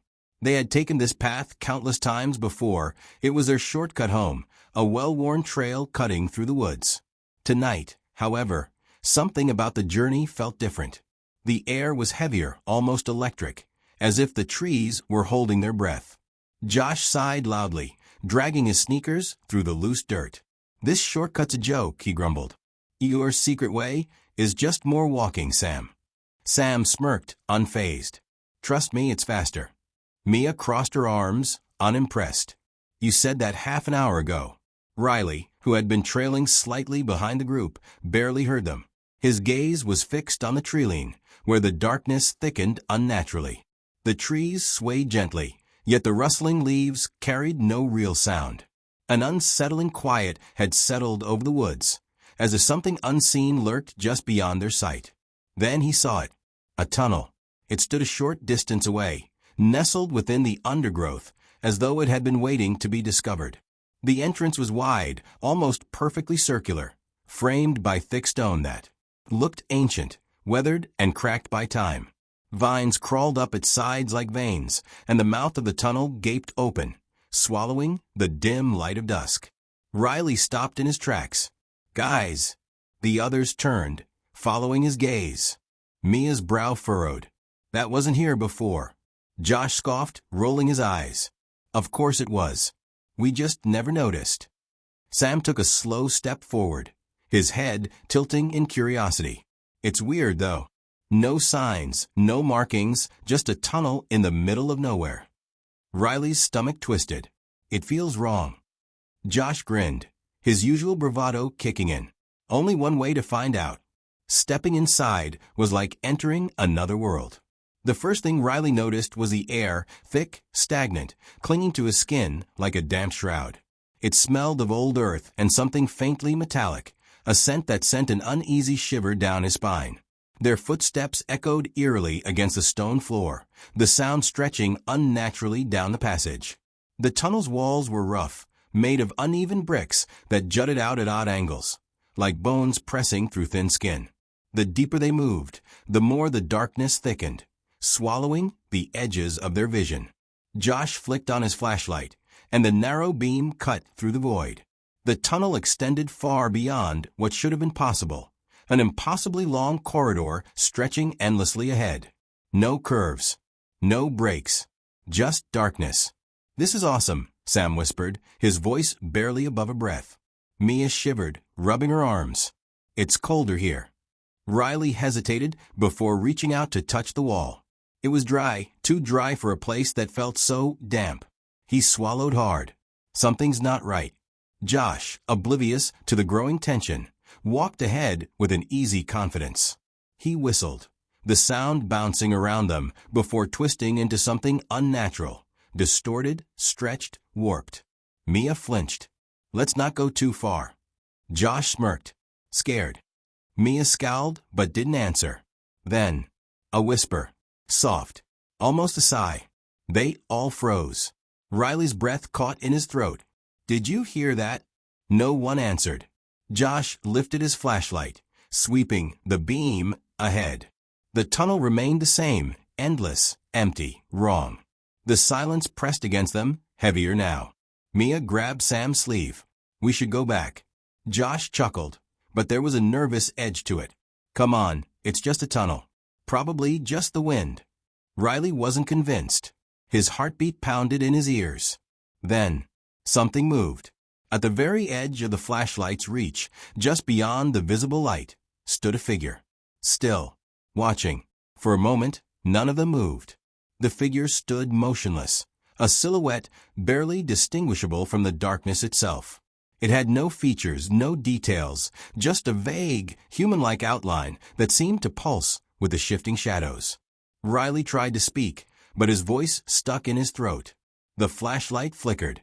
The figure was gone. "Did you see that?" Riley rasped, his skin crawling. Mia clutched his arm, her grip ice cold. "See what?" Josh swung the flashlight wildly. "Dude, there's nothing there." But Riley knew what he had seen. A gust of air brushed past them, carrying a stronger wave of that strange, metallic scent. The tunnel suddenly felt too small, as if the walls were pressing inward. Mia took a shaky step back. "We're leaving." Sam nodded. "Yeah, let's go." Josh sighed, but didn't argue. "Fine, whatever."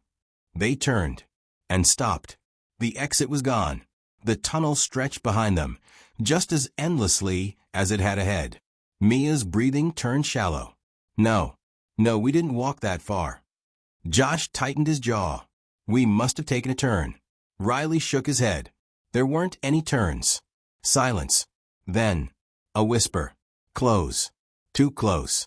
Mia spun around, eyes wide. "Who said that?" Nobody answered. Josh's knuckles whitened around the flashlight. "We keep moving.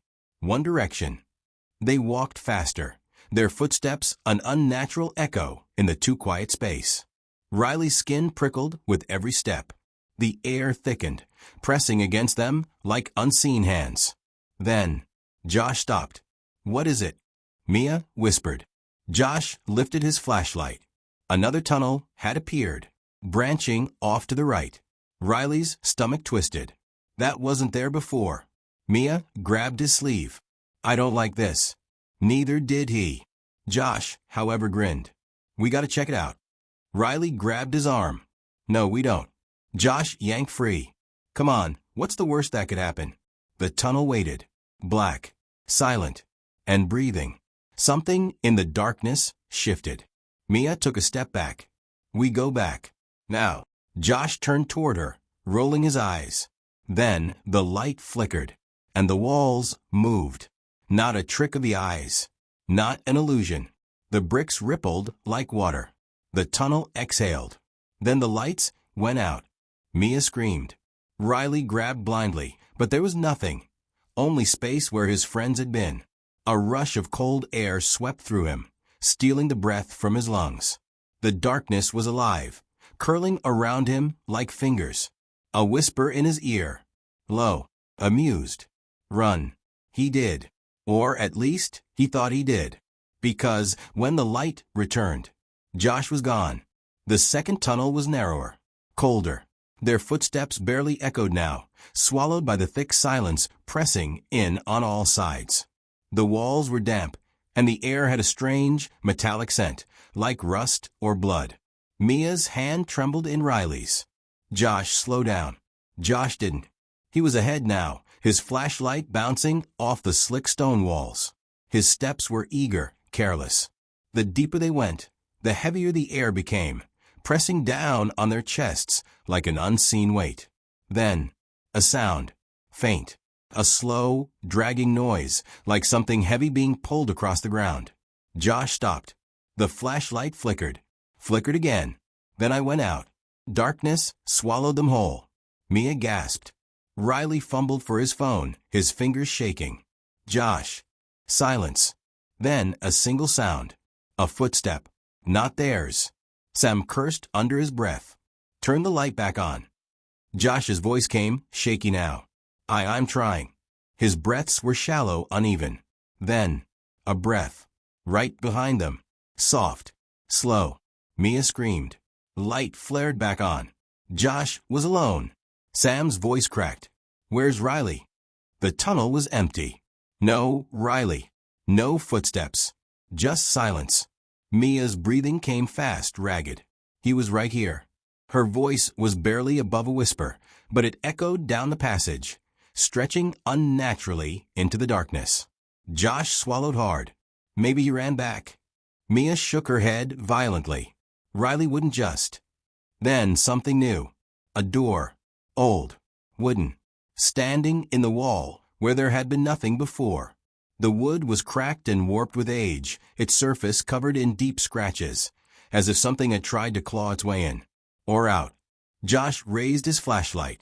Scratched into the surface, barely visible, were words. Do not open. Mia's voice trembled. We have to. Josh hesitated, his fingers tightening around the flashlight. Sam shook his head. This is a bad idea. But Mia was already stepping forward. Slowly, she reached for the handle. The brass knob was ice cold under her fingers. She turned it. The door creaked open. Beyond it, darkness. Deep. Endless. A black void that seemed to pull at them, swallowing the dim glow of their flashlight. And then, a figure. Tall. Still. Watching. Riley. Except, his eyes were wrong. Wide, unblinking, too dark. They didn't reflect the light. They absorbed it. Mia's breath caught. She stepped back, her pulse hammering in her ears. That's not him. Riley smiled. Not with his lips. With his teeth. Too many teeth. The door slammed shut. Riley was gone. Mia choked on a sob. Josh stumbled back, dragging Sam with him. The tunnel trembled. The air vibrated, an unnatural hum filling the space. Then, everything went black. Sunlight. Warm. Soft. Mia gasped, her eyes flying open. She was lying on her back, staring up at the sky. The trees swayed overhead, their leaves rustling in the breeze. The dirt road stretched behind them, untouched. Josh groaned, rubbing his head. What the hell just happened? His voice was thick with confusion. Sam sat up beside him, eyes wild. Where's Riley? They turned. The tunnel was gone. No entrance. No stone archway. Just trees and silence. Mia's hand shook. No. No, no, no. She scrambled to her feet, spinning in circles, searching, calling his name. Nothing. Josh paled. He was right there. He. Sam grabbed his arm, his voice urgent. We need to go. Mia's breath came in shudders. We can't just leave. Josh's voice was hollow. We already did. The wind shifted. A whisper. Soft. Familiar. Riley's voice. I never left. The old estate sail had an eerie feel, as if the air itself carried whispers of the past. Dust swirled, lazily in the dim afternoon light, settling over forgotten furniture, yellowed books, and rusted trinkets.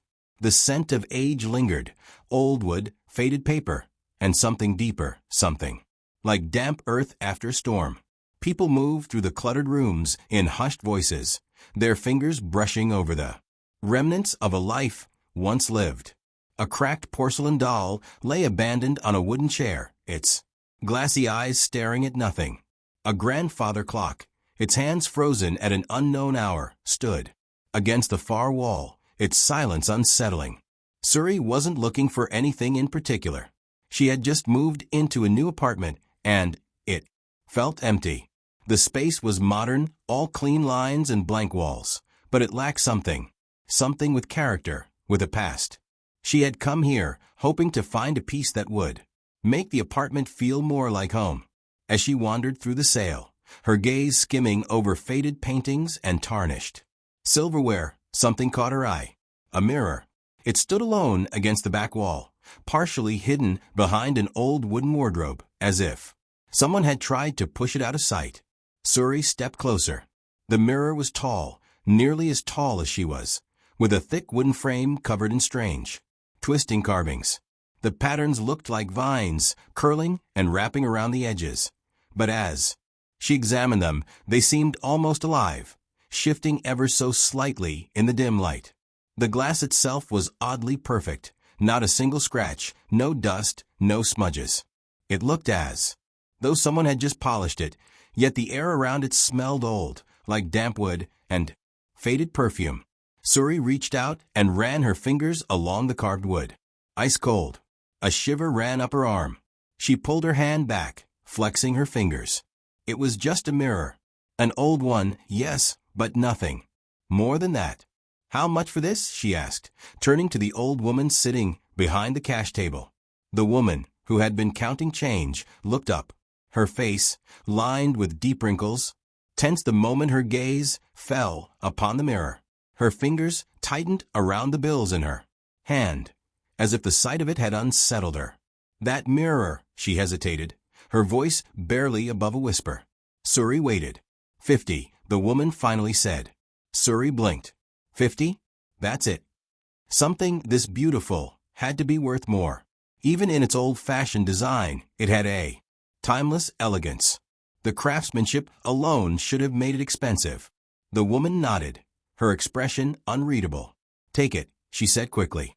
Something in her voice made Suri pause. It wasn't just urgency, it was something else. A warning. A prickle of unease crawled up Suri's spine, but she shook it off.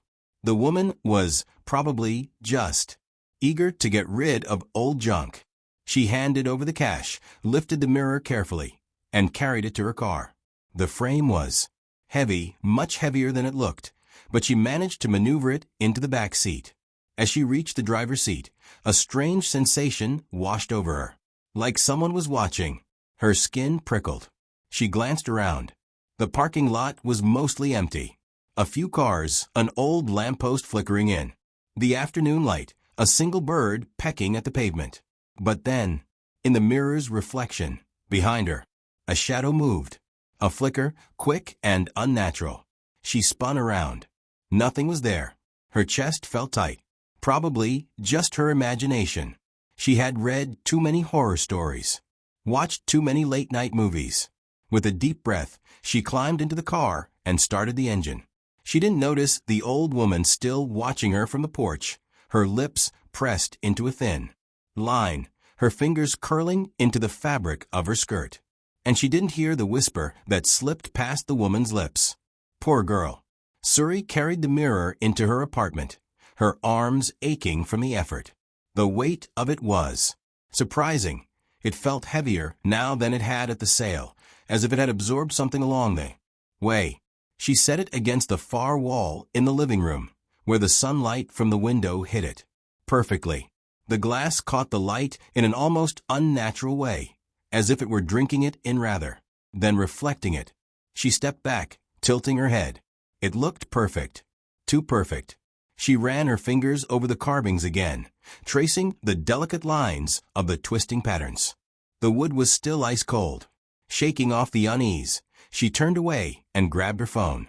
She snapped a quick picture, thinking it would look great on social media. Estate sale find. My new favorite thing. But when she checked the photo, a strange feeling crept up her spine.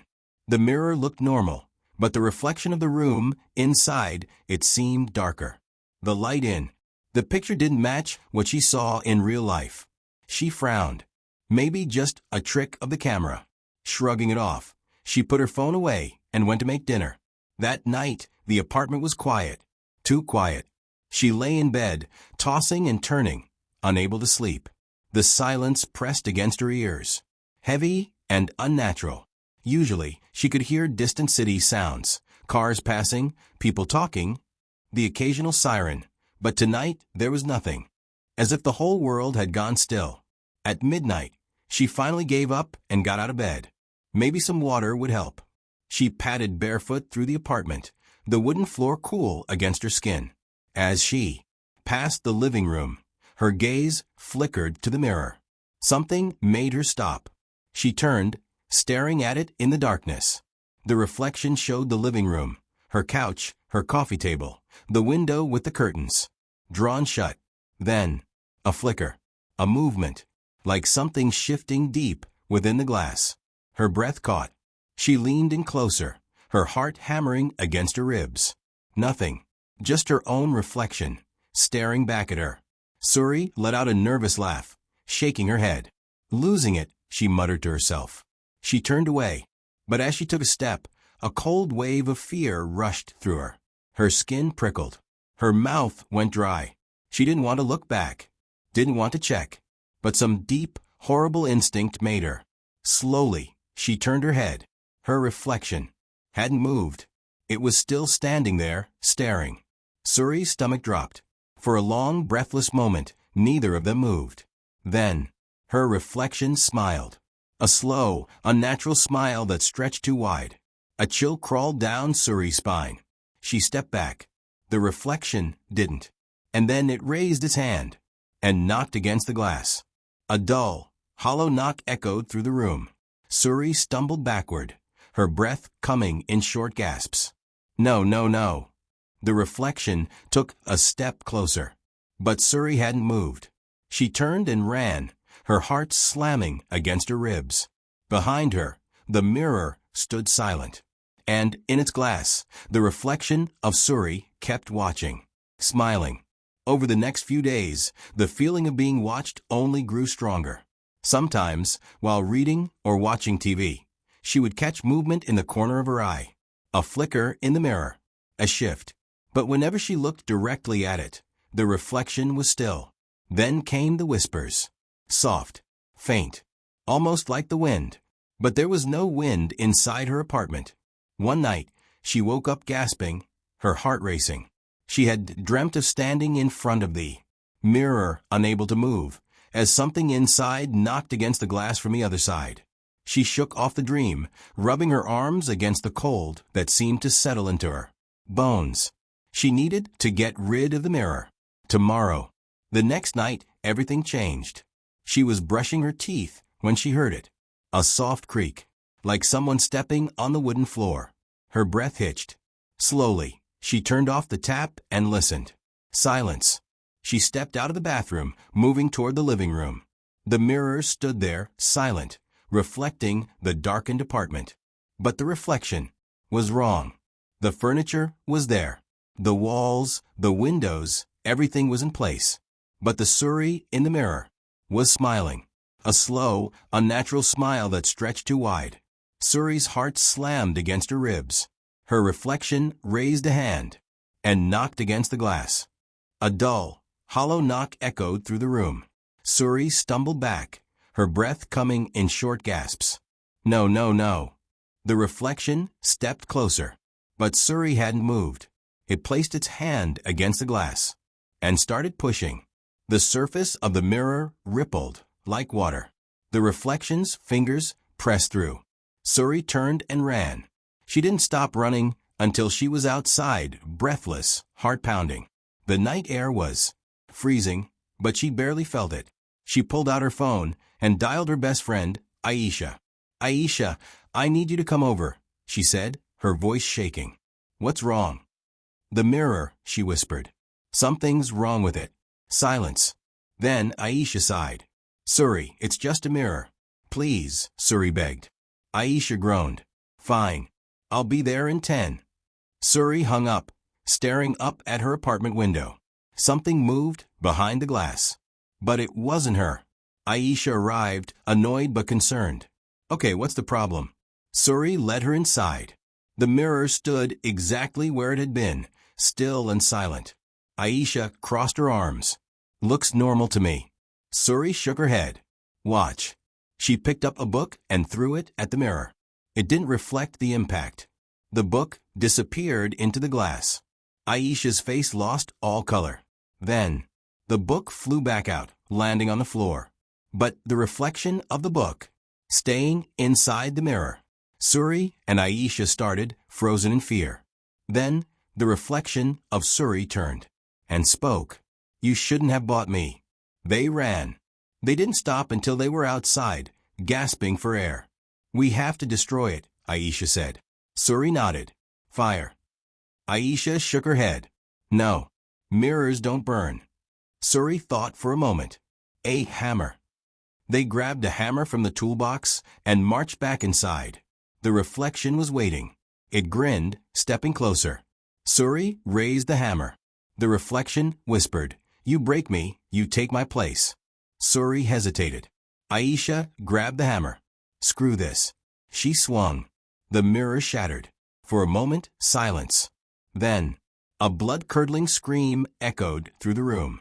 A gust of wind blew past them. The lights flickered, and the mirror was gone. Only an empty wall remained. Aisha and Suri stared at each other, their hearts still racing. Is it over? Aisha whispered. Suri didn't answer. Because, in the corner of the room, the glass shards on the floor still reflected the mirror. And, in them, a pair of dark eyes watched, smiling. Ava never believed in bad luck, curses, or ghost stories. She lived in the real world, where everything had a logical explanation. Superstition was for people who needed something to blame when life didn't go their way. But today, something felt off.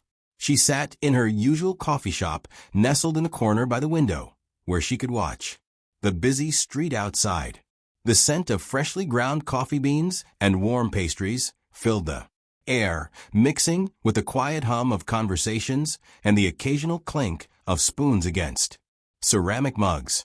Her laptop sat open in front of her, emails waiting to be finished, but she had barely typed a sentence in the last 15 minutes. Someone was distracting her. Across the street, a man stood perfectly still. He wasn't checking his phone, wasn't smoking a cigarette, wasn't even looking around as if waiting for someone. He was just standing, watching. Ava's stomach tightened. He was dressed in a long dark coat, his hands buried deep in his pockets. A street lamp cast a faint glow over the sidewalk, but his face remained shadowed, obscured just enough that she couldn't make out his features. Still, she could feel his gaze, locked onto her. A shiver crawled up her spine. She tore her eyes away, shaking off the unease. It was a city. People lingered all the time. Maybe he was waiting for a friend, or maybe he was just lost in thought. She was being paranoid. But the longer she sat there, the more uneasy she became. Minutes passed. She forced herself to focus on her laptop, tapping her fingers against the keyboard. But the words blurred together. The pull to glance out the window gnawed at her, an itch she couldn't ignore. Slowly, she looked up. Her breath caught. He was still there, standing in the exact same position. Ava swallowed hard. Okay, that was weird. Her fingers tightened around her coffee cup. He hadn't moved an inch in over 20 minutes. That wasn't normal, was it? Her hands felt clammy as she reached for her phone. Maybe she was overreacting. Maybe she just needed a second opinion. She lifted the camera, making sure to keep it subtle, and snapped a picture through the window. She sent it to Emma with a quick message. Tell me I'm not crazy. This guy has been standing outside for 20 minutes, just staring. The reply came almost instantly. What guy? Ava frowned. She quickly typed back. The one in the coat, right across the street. 3 dots appeared, then vanished.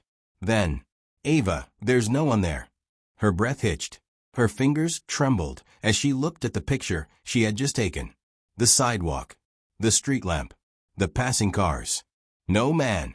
Heart pounding. She snapped her gaze up to the window again. The man was gone. Ava's stomach twisted into knots. She glanced around the cafe, searching for someone who might have noticed him, someone who could confirm that she hadn't imagined it. But everyone was just carrying on as normal, oblivious. Her pulse pounded in her ears. She took a deep breath, forcing herself to calm down. Maybe Emma had just looked too quickly. Maybe the man had walked away right before she checked.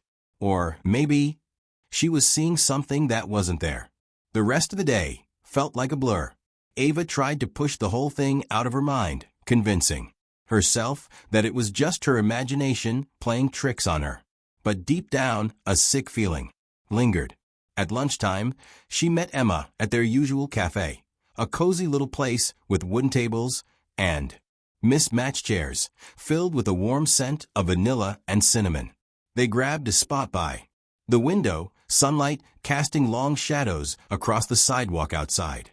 Emma was already sipping on an iced latte, stirring the straw absent-mindedly. She looked up as Ava sat down. "Okay, tell me what's going on. You've been weird all morning." Ava hesitated, drumming her fingers against the table. "I swear I saw someone outside the coffee shop earlier. He was just standing there, staring. I took a picture and sent it to you, but you said there was no one there." Emma tilted her head, eyebrows knitting together. "Yeah, because there wasn't." Ava exhaled, shifting in her seat. "But I saw him, Emma. I know I did. And then when I checked, again he was gone." Emma took another sip of her drink, considering. "Could have just been a random guy. And you caught him right as he left." Ava shook her head. "He was there for at least 20 minutes. He never moved. And when I looked at the picture, he wasn't in it." Emma's expression shifted, a flicker of concern in her eyes. "Okay, that is weird." She leaned forward. "You sure you're not just stressed? You've been working a lot lately." Ava let out a nervous laugh. "I thought that too. Maybe I'm just overthinking it." But she wasn't sure. Something deep in her gut told her this wasn't just a trick of the mind. Then, without thinking, she glanced outside. And her heart stopped. He was there, standing on the opposite sidewalk. Same coat, same posture, still, watching. Ava's breath came short and fast. She reached across the table, gripping Emma's wrist. "Look, do you see him now?" Emma followed her gaze, her brow furrowing. "See who?" Ava's stomach dropped. She turned back to the window. The man was right there. How could Emma not see him? Her throat went dry. "You seriously don't see anyone standing by that streetlight?" Emma's face twisted in confusion. She looked again, even leaned forward slightly. Then she shook her head. "Ava, there's no one there." Ava's hands felt cold, her fingers numb. This was wrong. This was so wrong. She turned back to Emma. Then, slowly, back to the window. The man was gone. A wave of dizziness washed over her. She pressed a hand to her forehead. Maybe I really am just tired." Emma smiled gently, though the concern hadn't left her eyes. "See? Nothing to worry about." Ava forced a nod, even as every nerve in her body screamed that something was very, very wrong. By the time the sun began to set, the fear had only gotten worse. And somewhere deep inside her, she knew this wasn't over. Ava walked home with quick, deliberate steps, her pulse hammering in her ears. The city around her was slowing down for the night, cars passing lazily, their headlights washing over empty sidewalks. A few distant voices drifted from a bar nearby, laughter cutting through the cold evening air. But for Ava, everything felt muted, distant, as if she were moving through water. She told herself, again, that she was being ridiculous, that she had imagined the whole thing, that exhaustion was playing tricks on her mind. But deep down, she didn't believe it. Her apartment building came into view, a familiar structure of brick and glass. Normally seeing, it brought relief, safety. Tonight, it only made the tightness in her chest worse. She hurried inside, the glass doors sliding shut behind her. The lobby was mostly empty, except for the night guard, a burly man named Tom, who always greeted her with a nod. Tonight was no different. "Evening, Miss Ava," he said, eyes barely lifting from his crossword puzzle. She forced a smile. "Evening." Ava walked toward the elevator, pressing the button with a shaky finger. The soft ding of arrival made her exhale in relief. She stepped inside, the warm glow of the overhead lights comforting. In its familiarity, the doors slid shut. She let out a breath, closing her eyes for a moment, trying to shake the unease from her body. Then, a hand caught the door just before it shut. Ava's heart stopped. The metal doors slid open again, and before she could react, before she could even move, he stepped in. The man in the dark coat. Ava's breath caught in her throat. Every hair on her body stood on end. He didn't say a word. He didn't even look at her. He stood at the far end of the elevator, near the corner, his posture unnaturally stiff. The dim lighting barely touched his face, keeping his features hidden in shadow. Ava's entire body screamed at her to run, to do something, but she couldn't move. Her hands clenched into fists at her sides, nails digging into her palms. She wanted to reach out to press the emergency button, but her arms felt like they were made of lead. The elevator doors slid shut. The small space suddenly felt suffocating. The only sound was the soft hum of the elevator as it ascended. Ava swallowed hard. Her throat felt dry. Then, the man turned his head slightly. Not fully. Not enough for her to see his whole face. Just enough to let her know that he was aware of her, that he knew she was there. The air thickened, pressing down on her like an unseen weight.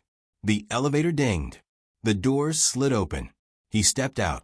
Ava let out a shaky breath, relief flooding her chest. Then he did something that made her stomach drop. He smiled. The sight of it sent an icy wave through her body. His mouth stretched too wide, the corners pulling unnaturally far.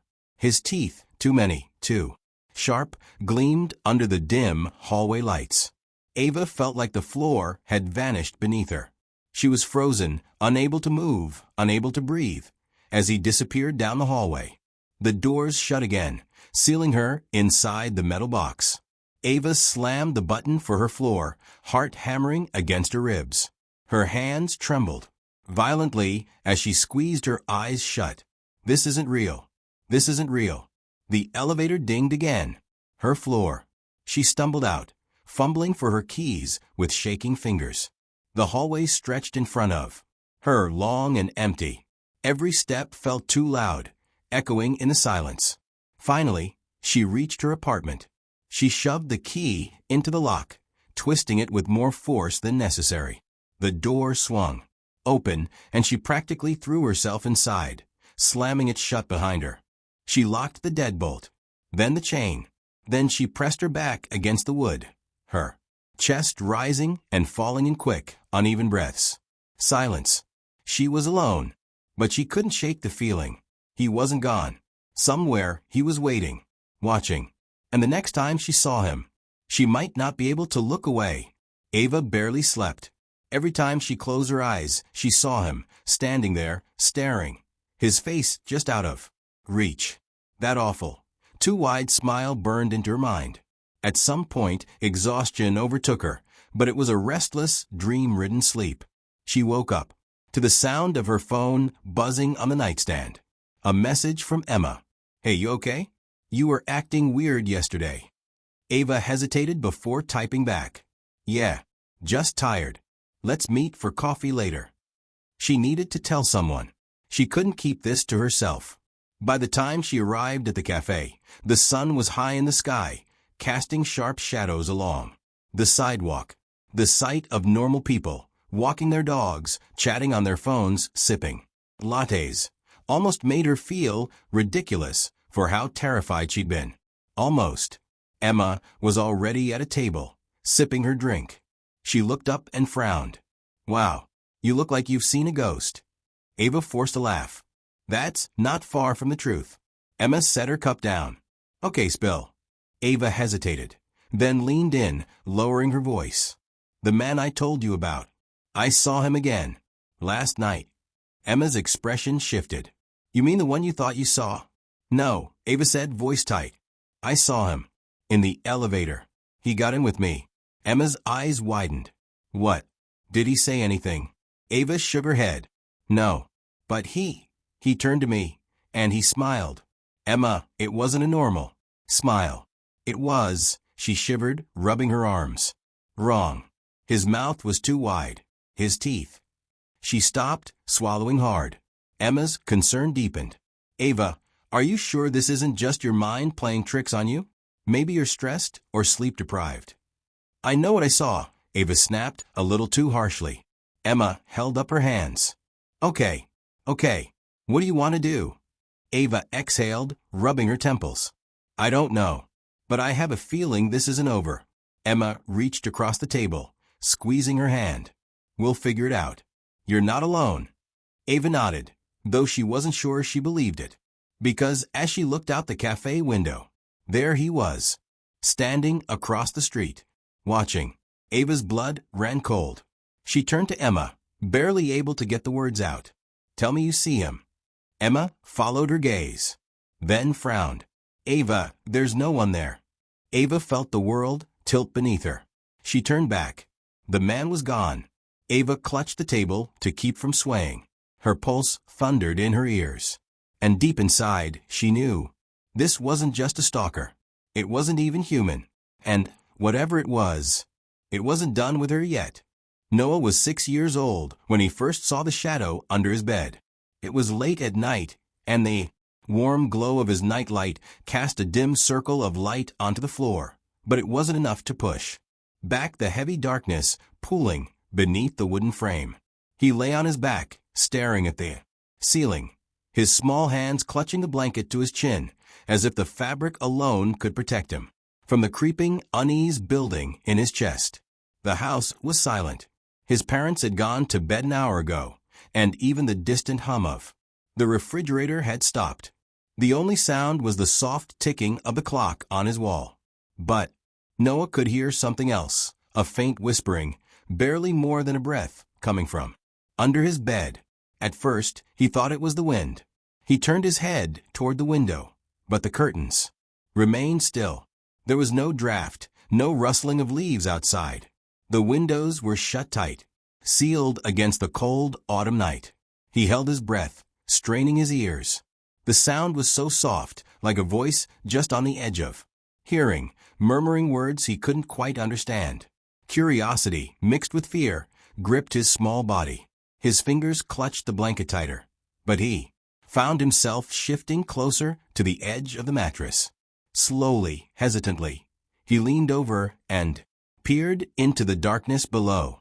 A pair of eyes stared back at him. Noah's breath caught in his throat. His heart pounded, so hard it felt like it might burst. The eyes weren't like his own, weren't like anything he had ever seen before. They weren't white. They weren't blue or brown or green. They were black, darker than the shadows around them. Yet, somehow still gleaming. Then they blinked. Noah gasped, jerking upright. His tiny hands clutched at the blanket as he scrambled backward, pressing himself against the headboard. His breathing was quick and shallow, and for a moment he thought about calling for his parents. But what if they didn't believe him? He squeezed his eyes shut and yanked the blanket over his head, curling into a ball. His fingers trembled as he pressed them against his ears, trying to block out everything.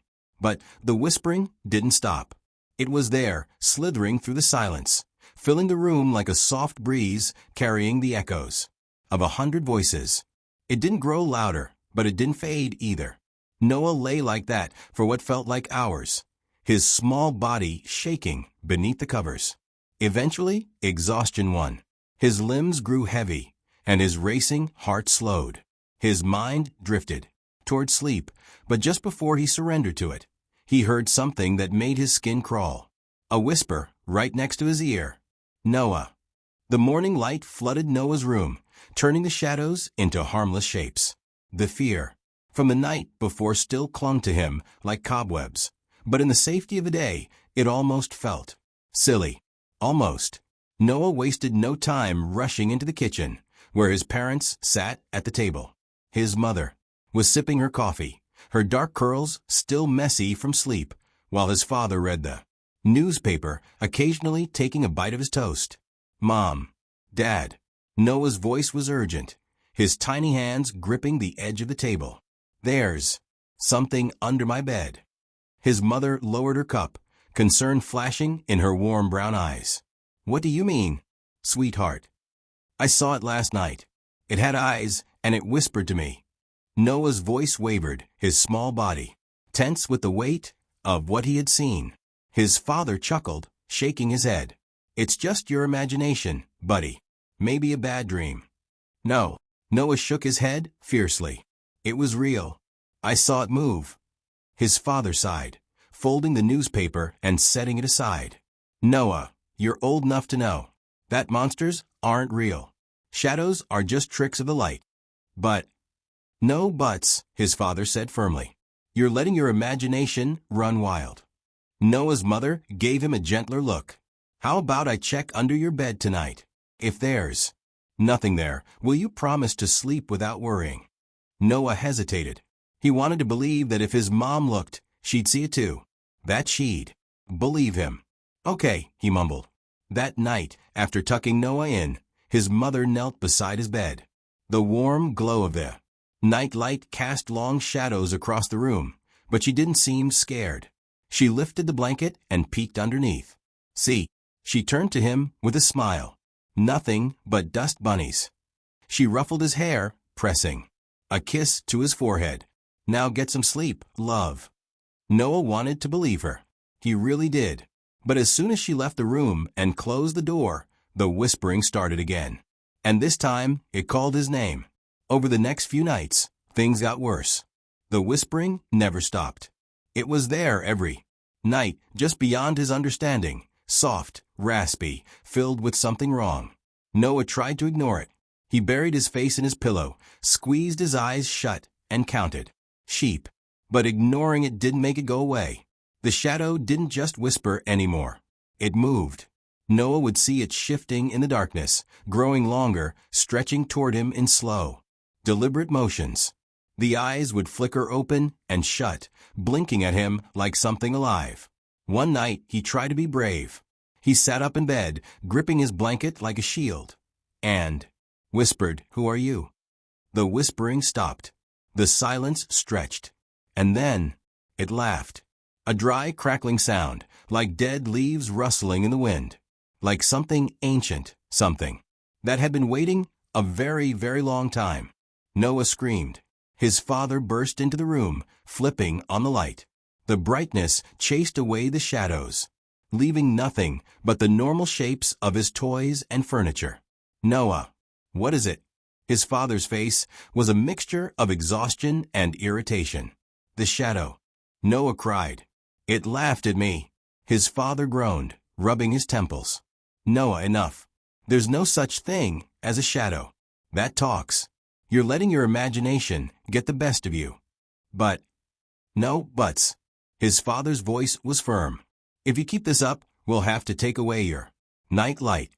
You're too old for this nonsense." Tears burned in Noah's eyes. He wanted to stop being scared.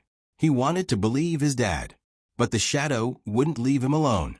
And worse, it was getting closer. By the end of the week, Noah stopped sleeping. His face grew pale, and dark circles bloomed under his eyes. He refused to play with his toys, and refused to eat much at dinner. His mother started to worry. "I think something is really bothering him," she whispered to her husband one evening. "Maybe he's getting sick." His father sighed. "Or maybe he's just looking for attention. You baby him too much." "I don't know. This is different. He looks scared all the time." That night, his mother stayed up later than usual. Just as she was about to go to bed, she heard something faint, almost like wind whistling through a crack in the window. Except the windows were shut. Frowning, she walked down the hall and stopped outside Noah's door. She pressed her ear against it. Whispers. Low, raspy voices, more than one. Chills ran down her spine. She swung the door open. Noah was sitting up in bed, trembling. his wide eyes locked on the darkness under his bed. His lips were moving, but no sound came out. "Noah," she called. He flinched and turned to her, his face pale as a ghost. "It's trying to come out," he whispered. Her stomach dropped. That night, Noah's mother refused to leave his room. She brought in a chair and sat beside his bed, determined to prove to him, and to herself, that there was nothing to be afraid of. Hours passed. The house was silent. Then, a slow, scraping sound came from under the bed. Noah's mother froze. Her breath hitched. Had she imagined it? She leaned forward, gripping the edge of Noah's blanket. The sound came again, a dragging, scratching noise, like nails running along wood. She swallowed hard. "Noah?" Tears welled up in his eyes. He shook his head violently. "Don't look," he whispered. "It doesn't like being seen." A chill ran down her spine. But she had to know.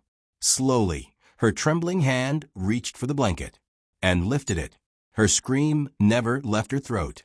Two glowing eyes, set deep in a gaping, toothless mouth, stared back at her from the darkness.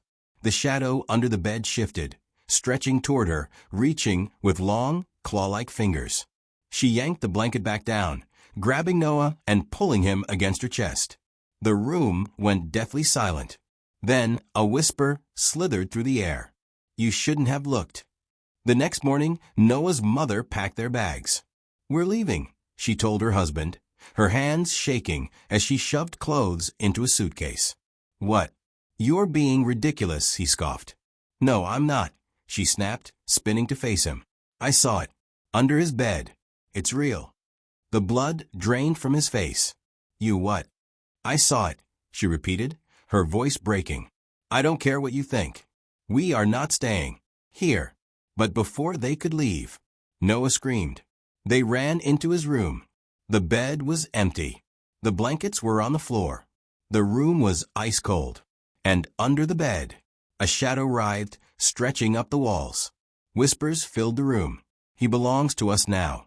Noah's mother dropped to her knees, reaching under the bed, grabbing for him.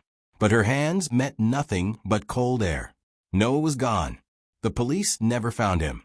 His parents moved away, unable to bear the silence of an empty house. But his room remained untouched. And at night, when the house was dark and quiet, the whispering started again, waiting for someone new. Oliver had always been a rational man. He didn't believe in ghosts, demons, or any of those creepy urban legends people liked to tell on cold, stormy nights. But the first time he heard the knock, he couldn't ignore the way it made his skin crawl.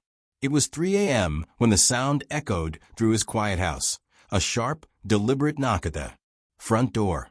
3 taps. Knock, knock, knock. Oliver stirred from his sleep, groggy and disoriented. At first, he thought he had imagined it, just some lingering remnant of a dream. But as his mind cleared, he realized the sound had been real. It had been too crisp, too distinct to be a figment of his imagination. His heart thudded against his ribs as he sat up in bed. His bedroom was on the 2nd floor, and through his window he could see the empty street below, bathed in the cold glow of the streetlights. Nothing moved. No figures, no cars, not even the stray cat that sometimes prowled the neighborhood. The house was old, and the wooden floor creaked beneath his feet as he swung his legs over the side of the bed. A chill ran through him, though he wasn't sure if it was from the cold or something deeper, something instinctual. The hallway outside his room was dark, except for the dim glow of the nightlight in the bathroom. He hesitated at the top of the stairs, straining his ears. Silence. Had he imagined it? Shaking his head, Oliver slowly descended the stairs.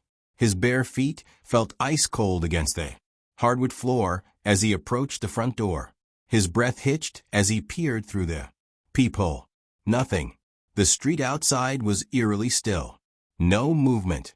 No sign of anyone standing there just seconds ago. He reached for the lock and hesitated. A voice in the back of his mind whispered, "Don't open it." But curiosity won. He twisted the deadbolt and cracked the door open just enough to peek outside. A gust of cold air rushed in, sending a shiver down his spine. The porch was empty.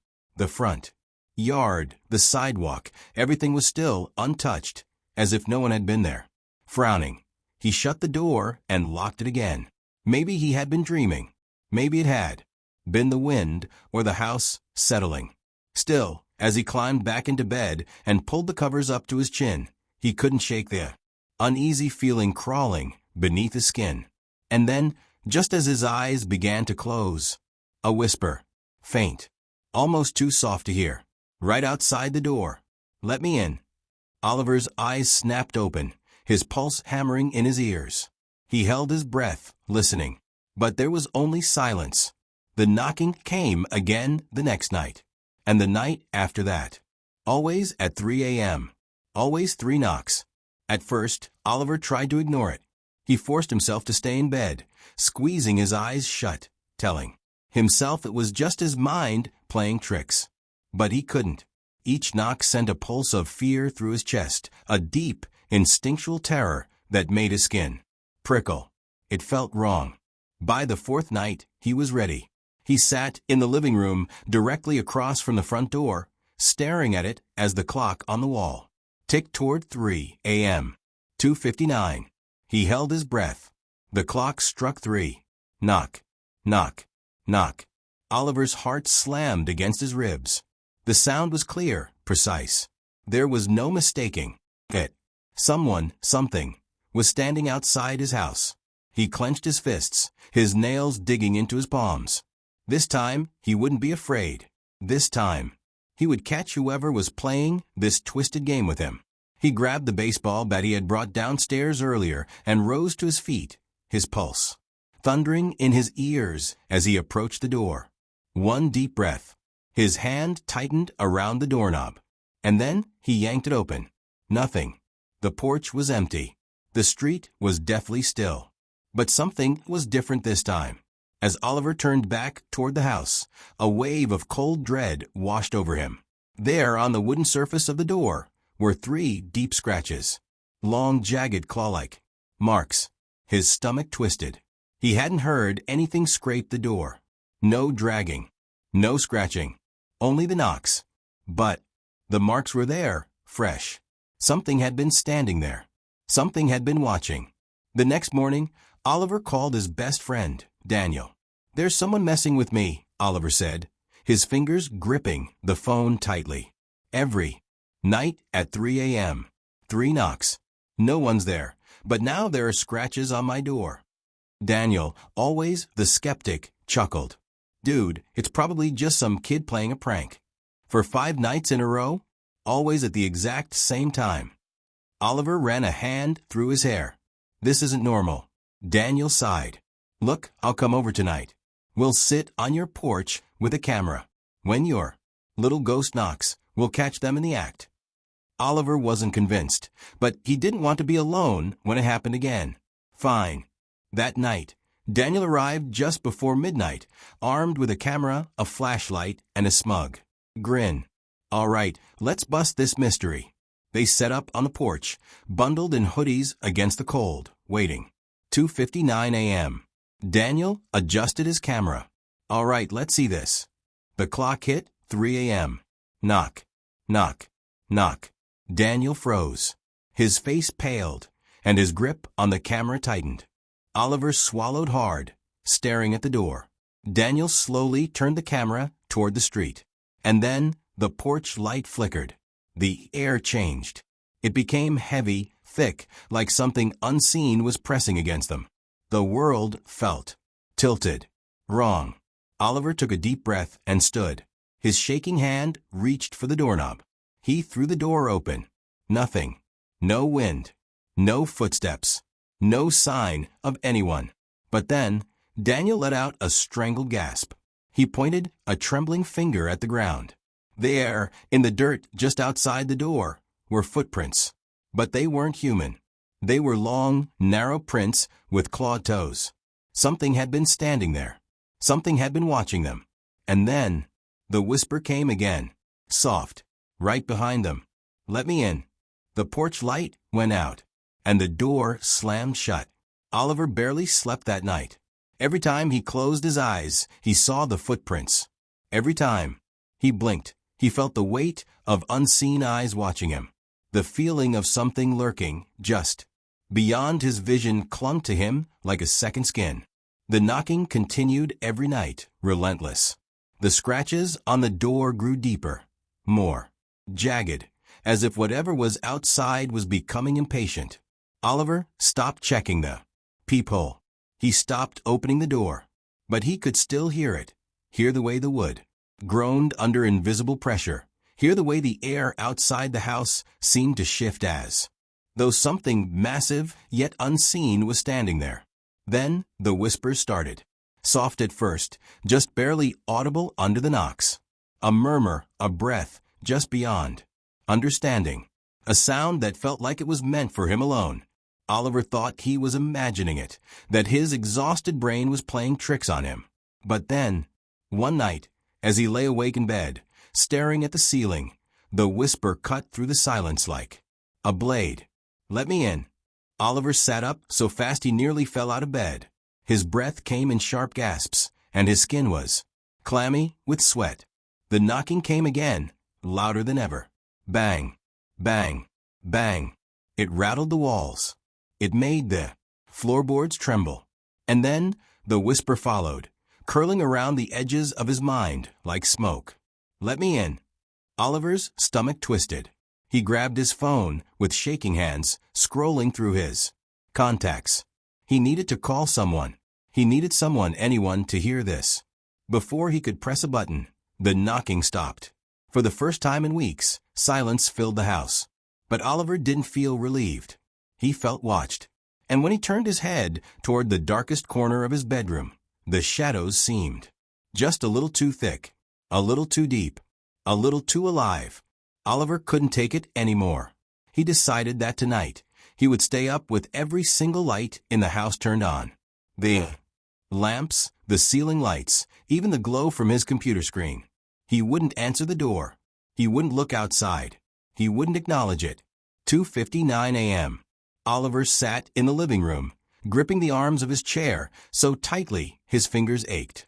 The TV was on, playing an old sitcom, but he wasn't watching. He wasn't even blinking. 3 a.m. The knock came. Knock, knock, knock. Oliver clenched his jaw, staring straight ahead. The knocking grew louder. Bang, bang, bang. The entire house seemed to shudder. The walls groaned. The ceiling creaked. The lights flickered. Then the whisper came. This time, it wasn't outside the door. It was right next to his ear. "You should have opened the door." Oliver whipped around, his heart pounding so hard it made him feel sick. Nothing. There was nothing there. But his blood ran cold. The knock hadn't come from the front door this time. It had come from inside the house. His breath hitched. His eyes darted toward the hallway. The air felt wrong. Thick, heavy, suffocating. The shadows along the walls seemed darker, stretching unnaturally, as if they had grown longer in the flickering light. And then, slowly, so slowly that Oliver thought he might be imagining it, one of the shadows moved. A shape, tall and thin, peeled itself away from the darkness. It stood at the edge of the hallway, its head tilted at an unnatural angle. Its eyes were empty voids, black, endless. Watching him, Oliver couldn't move. The thing smiled. A wide, unnatural grin that stretched too far, filled with too many teeth. The lights flickered again. Then they went out, and Oliver screamed. The next morning, Daniel arrived at Oliver's house, knocking on the door. No answer. He frowned and knocked again, harder this time. Still nothing. With a growing sense of unease, Daniel pulled out his phone and called Oliver's number. The line rang and rang until it eventually went to voicemail. Something felt wrong. Daniel hesitated for only a second before reaching for the doorknob. It was unlocked. His stomach twisted. Slowly, he pushed the door open. The house was silent, cold. The air felt thick, heavy, unnatural. A quiet, so deep it felt as if the entire house was holding its breath. Oliver.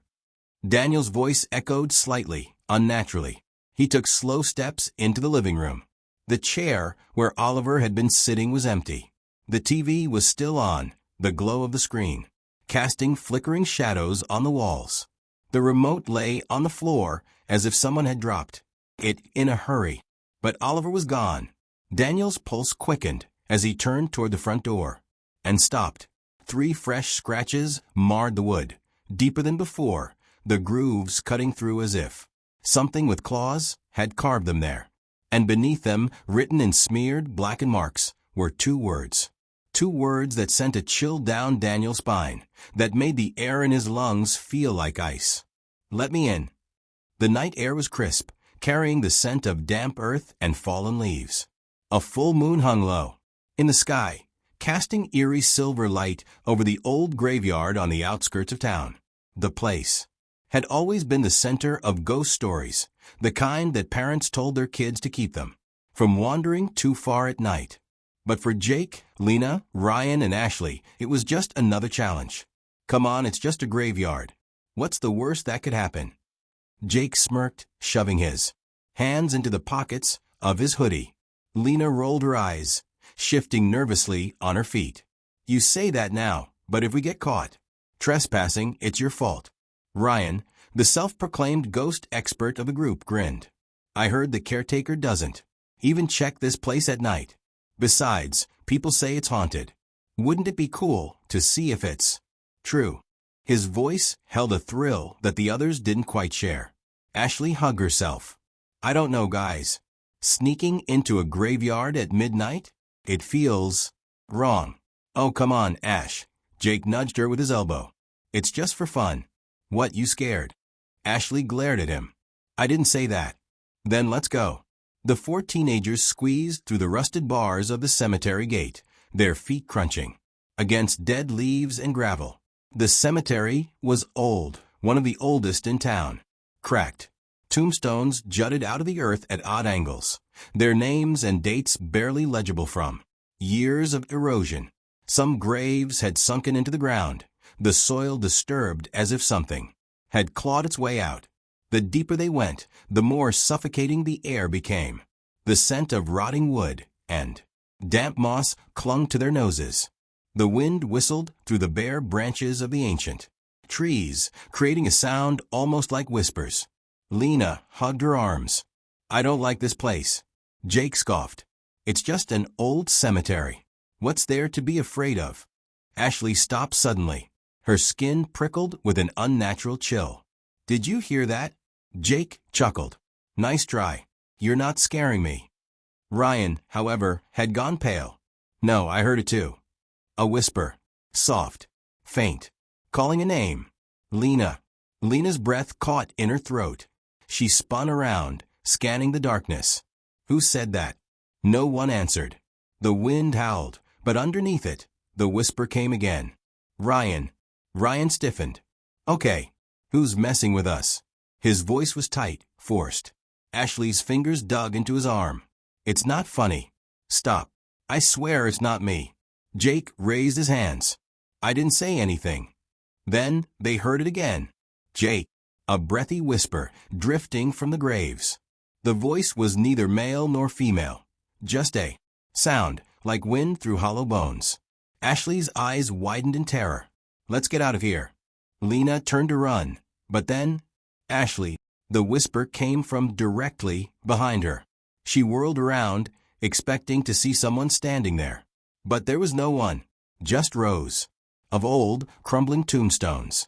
The air grew colder. The wind stopped.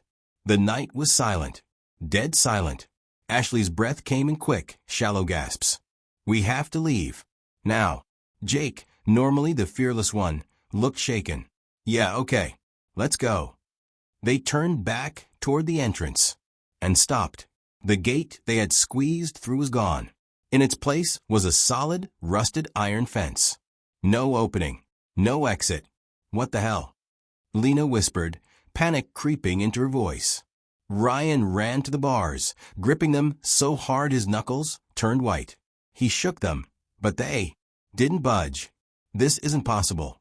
We just came through here. The whispers returned. This time, they were all around them. "Stay. Don't go. We've been waiting." Ashley pressed her hands over her ears. "Who are you?" she cried. The voices overlapped, blending together in a sickening harmony. "You forgot us. You left us behind. You must remember." Shadows shifted between the tombstones. Shapes moved in the darkness. Ryan's voice cracked. "We don't know you." Then a deep, rumbling voice answered. "You will." A gust of wind slammed into them, knocking them backward. The world seemed to twist.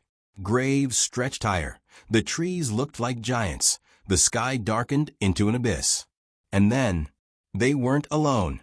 Figures stood between the graves. Dozens of them. Pale faces. Hollow eyes.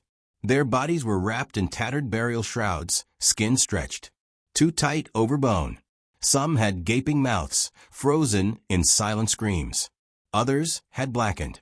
Hands, fingers twisted like claws. Ashley clapped a hand over her mouth to stifle a sob. Lena stepped back, her whole body trembling. "This isn't real. This can't be real." One of the figures stepped forward. A woman, her face half decayed, eyes milky white. She dragged her feet as she moved, her skeletal fingers twitching. "You left us behind," she whispered. Jake shook his head violently. "We don't know you. We've never been here before." The woman tilted her head, her jaw creaking as she grinned. "Not you. Them." She raised a bony finger, pointing behind them. Slowly, as if controlled by some unseen force, they turned. More figures stood behind them. But these were different. They looked exactly like them. Duplicates. Twins. Their own faces staring back at them. Ashley's doppelganger had empty black eyes. Lena's double had a twisted, eerie grin. Ryan's copy was missing a chunk of flesh from his cheek, exposing bone. And Jake's mirror image was staring motionless, his lips parted as if he were about to speak. Then, all at once, the copies whispered in unison. "It's your turn." The ground beneath them trembled. The graves yawned open. Hands, rotting, skeletal hands, burst from the dirt, grabbing their ankles. Ashley screamed as she was yanked downward, her nails clawing at the earth. Lena kicked and thrashed, but the grip was too strong. Ryan and Jake struggled, their voices rising in sheer terror. The doppelgangers stepped closer, reaching out. Their fingers sank into the teen's skin, merging with them, pulling them into the grave. Darkness swallowed them whole. The graveyard fell silent once more. The wind picked up. The trees whispered. And 4 new figures stood among the tombstones. Pale faces, hollow eyes, waiting for the next visitors to enter the graveyard, to hear the whispers, to take their place. The ghostly copies of the 4 teenagers stood motionless, their hollow expressions eerily, mirroring their own. Their eyes, dull and lifeless, seemed to pierce right through them. Then all at once, they spoke in a whispering chorus. "You left us here." Ashley's heart pounded violently against her ribs. "I don't understand," she choked out, her voice barely above a whisper.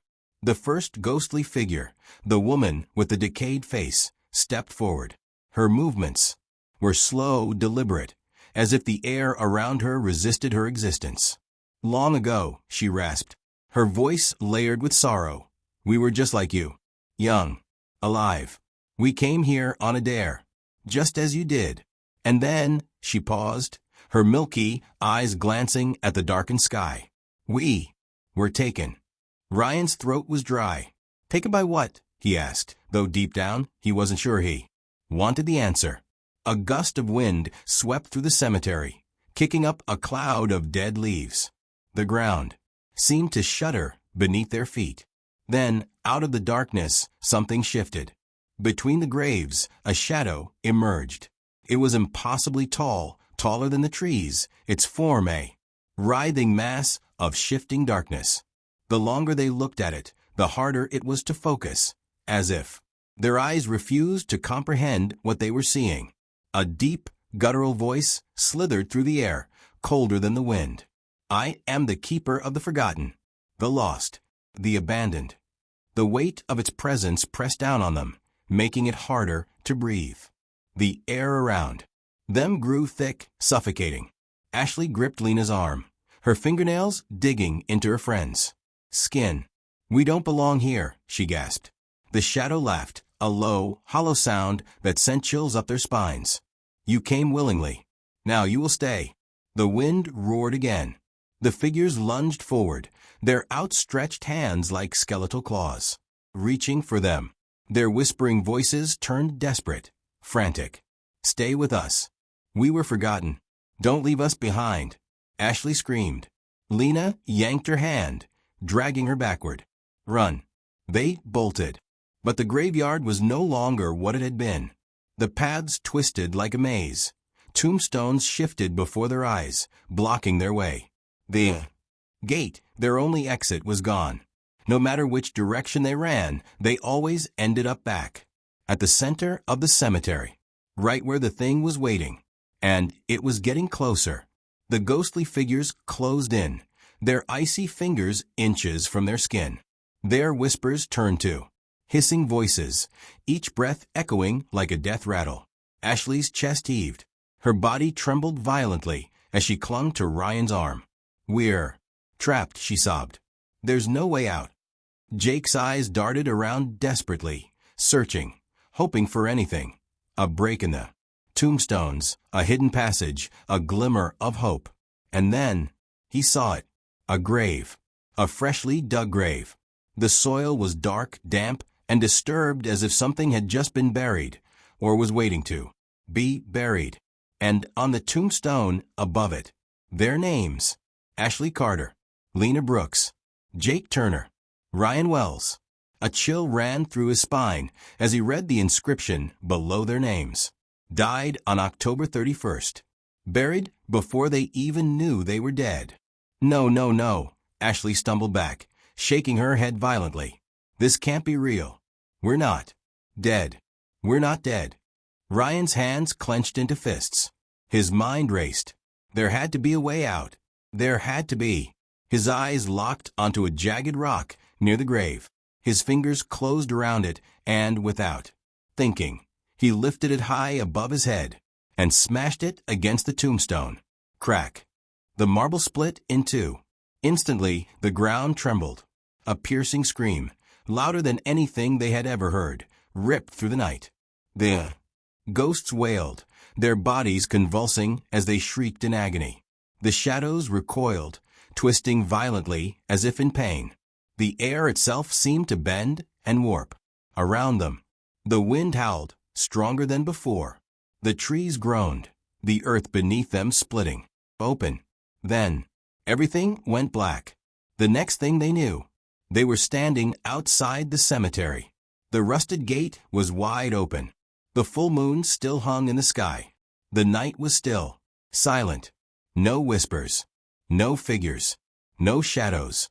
Just an empty graveyard, looking as ordinary as ever. The four of them gasped for air, their bodies trembling from exhaustion and fear. Ryan turned to the others. His voice was barely a whisper. Did that just happen? No one answered. Instead, they ran. Ran as fast as they could away from that place. Away from the horrors they had witnessed. And they never spoke about that night again. But sometimes, when they walked past the old graveyard, they swore they could still hear it. A whisper, calling their names. Waiting. Lily Parker had always loved dolls. Ever since she was little, she had a collection that filled an entire shelf in her bedroom. Each doll was unique. Some had button eyes, others had soft fabric bodies, and a few were made of porcelain. But among them, there was one doll that was special, her absolute favorite. It was a beautiful porcelain doll with long golden hair, icy blue eyes, and a delicate pink dress made of lace. Her tiny hands were perfectly sculpted, her face painted with the gentlest expression. She had soft, rosy cheeks and eyelashes so delicate that they looked almost real. The doll had been a gift from her grandmother on her 8th birthday. From the moment Lily held her, she felt an unusual attachment to her. There was something about Annabelle that felt different. It wasn't just a toy, it almost felt like a friend, someone who was always watching over her. Unlike her other dolls, which sometimes collected dust from being untouched, Annabelle was always with Lily, whether on her bed, at her desk, or in her arms while she read. Lily named her Annabelle. At first, Annabelle was just like the rest of her dolls, sitting neatly on the shelf, watching over Lily as she played or slept. Lily would brush her hair every night and make sure her dress was neat before tucking herself into bed. She loved Annabelle. But as the weeks passed, strange things started happening. Annabelle wouldn't stay in one place. At first, it was small things. Lily would set her on the shelf at night, but in the morning, she would find her sitting on her desk. Sometimes, she'd leave Annabelle in her toy box, only to come back and see her lying on the bed as if she had been placed there. Lily didn't pay much attention at first. Maybe she had forgotten where she put her. Maybe her mother had moved her while cleaning. But then, it started happening every single day. One afternoon, after coming home from school, Lily was horrified to find Annabelle sitting on the windowsill, her blue eyes staring blankly outside. Lily's stomach twisted. She was sure she had left Annabelle on the shelf before going to school. A thought struck her. "Max," she called, storming into her younger brother's room. Max, who was lying on the floor playing with his toy cars, barely looked up. "What?" Lily held up the doll. "Stop moving my doll," she snapped. "It's not funny." Max scrunched his nose. "I didn't touch your creepy doll." Lily frowned. "Then how did she get there?" Max shrugged. "Maybe she moved on her own." Lily rolled her eyes. Dolls don't move on their own. But deep down, she wasn't so sure anymore. That night, Lily made sure Annabelle was sitting properly on the shelf before she went to sleep. She even whispered, "Stay here, okay?" as if the doll could actually listen. Her room was dimly lit by the glow of her nightlight. She had always liked sleeping with a little light on, but tonight the shadows in the room felt deeper. The corners of the room stretched darker than usual. Lily pulled the covers up to her chin and closed her eyes. But sleep didn't come easily. She tossed and turned for hours, feeling restless. Every so often, she would open her eyes and glance at the shelf, just to make sure Annabelle was still there. Eventually, exhaustion took over, and Lily drifted into a light sleep. Then, in the middle of the night, something stirred. A soft sound, like fabric brushing against wood. Lily shifted under the blankets, half asleep. Then, a thump. Her eyes flew open. Her breath caught in her throat. Something was in the room with her. Slowly, hesitantly, she turned her head toward the shelf. Annabelle was gone. Lily's chest tightened. Her fingers gripped the blanket as she forced herself to sit up. The room was silent except for the sound of her own breathing. Her gaze swept across the room. And then she saw it. Annabelle, sitting on her pillow, inches from her face. Lily's heart slammed against her ribs. How? Her fingers trembled as she reached out and grabbed the doll. Her porcelain skin felt colder than usual, almost like ice. Lily bolted upright and hurriedly placed Annabelle back on the shelf, her hands shaking. She told herself it was nothing. Maybe she had moved it in her sleep without realizing. Maybe she had sleepwalked. But then it kept happening. Day after day, no matter where she placed Annabelle, the doll would always end up somewhere else. Sometimes it was just a few feet away. Other times, she would be across the room. Once, Lily left Annabelle inside her closet, shutting the door tightly. She even placed a heavy box in front of it, just to make sure it wouldn't open. The next morning, the closet was wide open, and Annabelle was sitting at Lily's desk, facing the bed. That was the first time Lily felt truly afraid. One evening, as Lily was brushing her hair in front of the mirror, she swore she saw something move in the reflection. It was just a flicker, a small shift of light in the background. She froze. Her eyes darted toward the shelf. Annabelle was still there, sitting perfectly still. Lily's throat was dry. She turned around slowly, scanning the room. Nothing. She exhaled shakily. "I'm just imagining things," she whispered to herself. But that night, she had trouble sleeping. The room felt colder than usual. The air was heavy, almost like something was watching her. Every small creak of the house made her heart race. The rustling of the trees outside sounded like whispering voices. Then, a whisper, soft, almost too quiet to hear. Lily. Lily's eyes snapped open. Her stomach turned to ice. Had she imagined it? Or had someone really whispered her name? Slowly, she turned her head toward the shelf. Annabelle was gone. A shuffling sound came from the floor. Lily's pulse pounded in her ears. Her breath came in shallow gasps as she reached for her phone, her fingers fumbling to turn on the flashlight. The light flickered on. And there, in the beam, Annabelle, sitting on the carpet, facing her. Her cold blue eyes seemed to glisten in the dim light. Her porcelain lips slightly parted as if she was about to speak. Lily screamed. Her parents rushed in moments later, switching on the lights. "What's wrong, sweetheart?" her mom asked, her voice filled with concern. Lily pointed at the doll, her whole body trembling. She moved. Her dad sighed, rubbing his forehead. "Lily, it's just a doll." He picked up Annabelle and placed her back on the shelf. "Maybe you knocked her over in your sleep." Lily shook her head, but she didn't argue, because deep down she already knew. Annabelle had moved on her own, and she wasn't going to stop. Lily had never been this scared before. Annabelle wasn't just moving, she was doing things that Lily couldn't explain. She needed to talk to someone who would listen.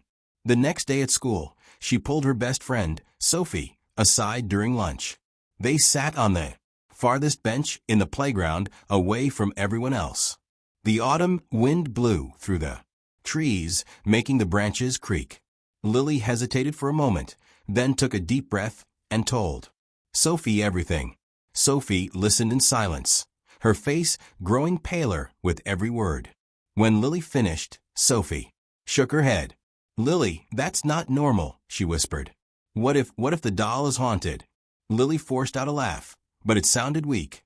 "That's ridiculous. She's just a doll." Sophie didn't laugh. "Dolls don't move on their own." Lily's stomach twisted. She wanted to believe it was all in her head, that maybe her brother was playing tricks on her. But deep down, she knew the truth. Sophie leaned in closer, lowering her voice.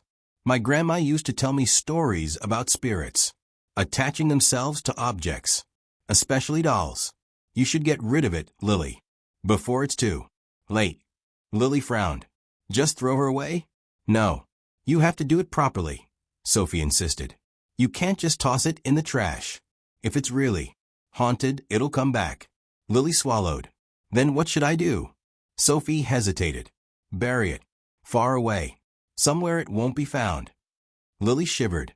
The idea of burying Annabelle felt wrong, almost like she was doing something bad. But at this point, she was willing to try anything. That night, she made a decision. She would lock Annabelle in a box. After dinner, Lily rushed to her room and found an old shoebox. Her hands trembled as she picked Annabelle up, holding the doll as far away from her body as possible. For the first time, she noticed how cold Annabelle felt, almost like she had been sitting outside in the winter air. Taking a deep breath, Lily placed Annabelle inside the shoebox, shut the lid tightly, and wrapped layers of tape around it. She shoved the box under her bed, making sure it was completely hidden. "There," she muttered. "Now you can't move anymore." She climbed into bed, pulling the covers up to her chin. The room was silent. Too silent. After what felt like hours, her eyelids grew heavy, and she drifted off to sleep. But in the middle of the night, thump. Lily's eyes snapped open. Thump, thump. Something was moving under her bed. Her breath hitched in her throat. Scrape. Something was crawling. Slowly, hesitantly, she leaned over the side of her bed and peered down into the darkness. The shoebox was there, but the lid, it was open, empty. Lily's blood ran cold.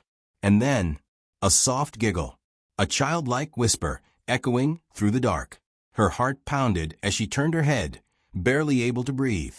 Annabelle was sitting on her nightstand. But this time, she wasn't the same. Her head was tilted slightly to the side. Her painted lips were curled into the faintest of smiles. Her tiny porcelain hand was raised, like she was waving. Lily let out a scream that shook the entire house. Within seconds, her parents rushed in, turning on the lights. "What's wrong?" her mom asked, eyes wide with concern. Lily couldn't speak. She could only point, her hand trembling. Her dad sighed when he saw the doll. "Lily, you have to stop with these stories. It's just a doll." "No," Lily choked out. She moved. She got out of the box. Her dad shook his head and picked up Annabelle, placing her back on the shelf. "You probably knocked it over in your sleep." Lily knew that wasn't true. Annabelle had moved on her own, and she wasn't going to stop. Lily couldn't take it anymore. She had tried everything, ignoring Annabelle, locking her in a box, even begging her to stop. But the doll wouldn't stop. She kept moving, creeping closer and closer to Lily's bed each night. And now she was smiling. That was the last straw. Lily grabbed her backpack and stuffed Annabelle inside. She didn't care if her parents got mad. She didn't care if it was late. She was getting rid of a doll tonight.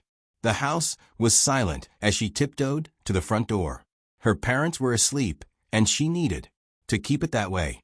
Slipping on her jacket, she carefully opened the door and stepped outside. The wind howled through the trees, sending a shiver down her spine. The woods behind there. Neighborhood loomed in the distance, dark and endless. Her hands shook as she walked toward them. The farther she went, the harder her heart pounded. Finally, she stopped in a small clearing. The ground was soft from the recent rain, making it easier to dig. She dropped to her knees and began scooping dirt away with her hands. Her fingers were freezing, but she didn't care. Minutes passed. Then, finally, the hole was deep enough.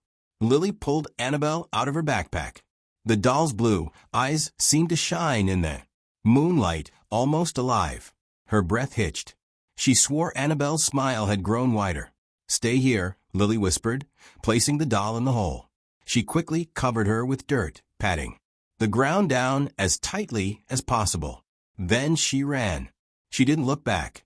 For the first time in weeks, she slept peacefully. But in the morning, her heart nearly stopped. Annabelle was back, sitting on her bed. Her dress was covered in dirt, and carved into the wood of the headboard in jagged, uneven letters was a single word. "Why?" Lily screamed. Desperate, she called her grandmother, the one who had given her the doll. Her grandmother was silent for a long moment. Then she spoke. "Lily, listen to me carefully," she said. "Annabelle isn't just a doll. She once belonged to a little girl named Eleanor, a girl who died many years ago. Her spirit, it's attached to the doll." Lily's heart pounded. "What do I do?" Her grandmother hesitated. "You must return her to where she belongs." That night, Lily followed her grandmother's instructions. She took Annabelle back to an old, forgotten graveyard at the edge of town. She found Eleanor's grave, weathered, covered in moss. With trembling hands, she placed Annabelle on the grave and whispered, "You're home now." The wind picked up. The air grew still. For a moment, Lily swore she saw something, a shadow, a figure of a little girl, smiling at her. Then the wind carried away. Lily never saw Annabelle again, and she never heard the whispers. But sometimes, when she passed by the graveyard, she felt eyes watching her, waiting. The streets were eerily silent. Rajesh yawned, rubbing his tired eyes, as he steered his old taxi through the dimly lit roads of the city. The digital clock on the dashboard glowed 2:47 a.m. in red, a stark reminder of how late it was. The air outside was crisp, carrying the damp scent of the nearby river, and an unsettling stillness hung in the air. It was an odd night. Usually, at this hour, the roads weren't completely deserted. There would be the occasional drunken men stumbling out of bars, exhausted laborers trudging home, couples whispering quietly in the back seat of his taxi. But tonight, there was no one. The flickering street lights cast elongated shadows on the asphalt, making everything feel surreal. Rajesh's hands tightened on the steering wheel. He was used to working late nights. But something about this shift felt different, wrong even. The glowing red numbers on the meter told him he was close to his target earnings for the night. Just one more ride, and he could go home, crawl into bed next to his wife, and wake up to his kids' laughter in the morning. That thought was the only thing keeping him awake. The taxi rattled slightly as he approached an old intersection. The road stretched into the distance, empty and silent, swallowed by the thick fog rolling in from the riverbanks. The mist moved in an unnatural way, swirling slowly, almost deliberately, like unseen hands trying to take shape. Then, out of nowhere, a lone figure emerged from the fog. Rajesh's heart lurched as his foot instinctively hit the brakes. The tires screeched slightly on the damp road. The man stood perfectly still under the flickering yellow glow of a street lamp. He was dressed in an old-fashioned white kurta and loose pajama pants, the kind Rajesh had seen his grandfather wear in old photographs. His clothes were spotless, but there was something strangely dated about them. His face was obscured by shadows. But from what Rajesh could see, his features were sharp, his posture unnaturally stiff, like he didn't quite belong in this world. Rajesh hesitated. He had picked up all sorts of passengers before, some weird, some unsettling, but none had ever made his stomach twist in this way. There was something off about this man. He should drive away. He wanted to drive away, but he needed the fare. Rajesh took a deep breath, forcing a casual tone as he rolled down the window slightly. Need a ride, Saab? The man turned his head toward Rajesh in a slow, deliberate motion. His eyes, dark, sunken, empty, locked onto Rajesh's. A long silence. Then, in a soft voice, almost a whisper, he spoke. Take me to the cemetery. Rajesh's fingers instinctively gripped the steering wheel tighter. The cemetery? At this hour? He forced a nervous chuckle, hoping to mask the growing unease in his chest. The cemetery? What are you doing there so late, Saab? The man didn't answer. He reached for the back door and slipped inside. The air in the taxi changed instantly. A sudden inexplicable coldness settled in the car, unnatural for a summer night. Rajesh shivered despite himself. He glanced at the rear-view mirror. The passenger sat stiffly in the middle of the back seat, his hands resting neatly on his lap. His posture was too straight, too rigid, like someone trying too hard to appear normal.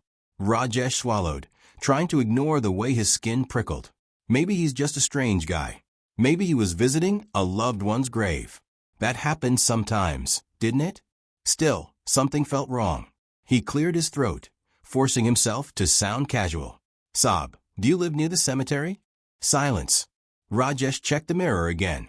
The man was still staring straight ahead, unmoving, unblinking. A cold sweat formed on the back of Rajesh's neck. He turned his attention back to the road, forcing himself to focus on driving. The fog thickened around them, swirling like ghostly tendrils, wrapping around the car as if trying to pull it into the night. The further they drove, the darker the roads became. Street lights were scarce, and those that remained flickered weakly, barely piercing the dense mist. It felt like they were leaving the city behind, entering a different world, one where time moved differently, where shadows watched in silence. Rajesh's heartbeat quickened. His fingers trembled against the steering wheel. He had been driving this route for years. He knew these roads like the back of his hand. But tonight they felt different. Something was not right. The taxi rattled as it turned onto the narrow dirt road leading to the cemetery.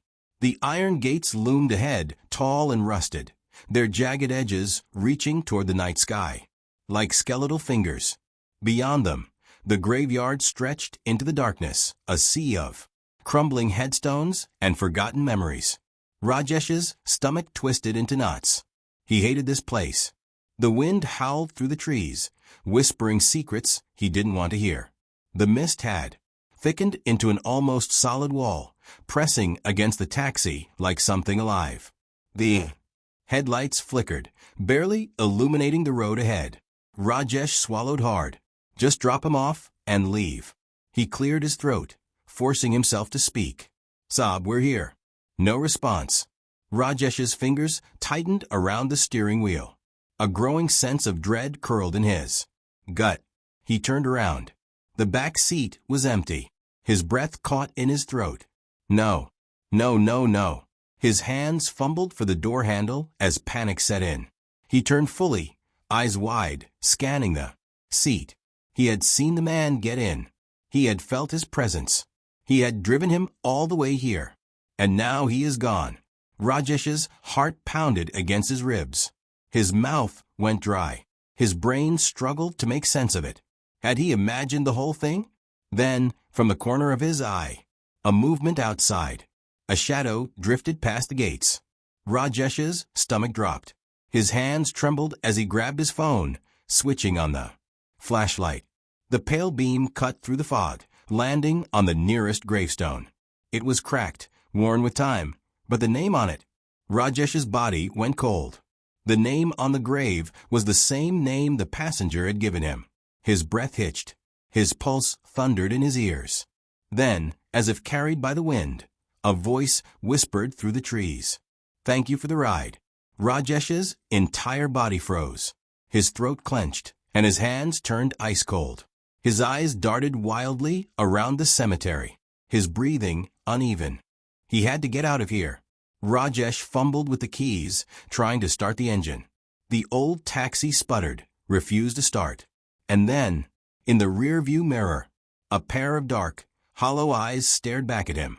Rajesh's scream tore through the night. Rajesh's breath came in short, ragged gasps. His entire body felt frozen, as if the very air around him had turned into ice. His heart hammered violently against his ribs, each beat, drumming the same terrifying thought into his head. This is not possible. He stared at the gravestone, his hands trembling as he brought the flashlight closer. The name, carved into the stone, was the same name the man had given him. But what made his stomach lurch was the date. The man had died 20 years ago. His knees nearly buckled. He took an unsteady step backward, the fog swirling around him, thick and suffocating. The night air was eerily silent, yet a strange presence lingered, pressing against his skin like unseen eyes watching from every direction. Then, from the depths of the mist, a whisper floated through the air, soft, almost gentle, but chilling in its familiarity. "Thank you for the ride." Rajesh's breath hitched in his throat. His fingers numbed. His body screamed for him to run, but fear had him rooted to the ground. And then he felt it. A sudden, bone-deep chill. An unnatural cold creeping over his shoulders, slithering down his spine.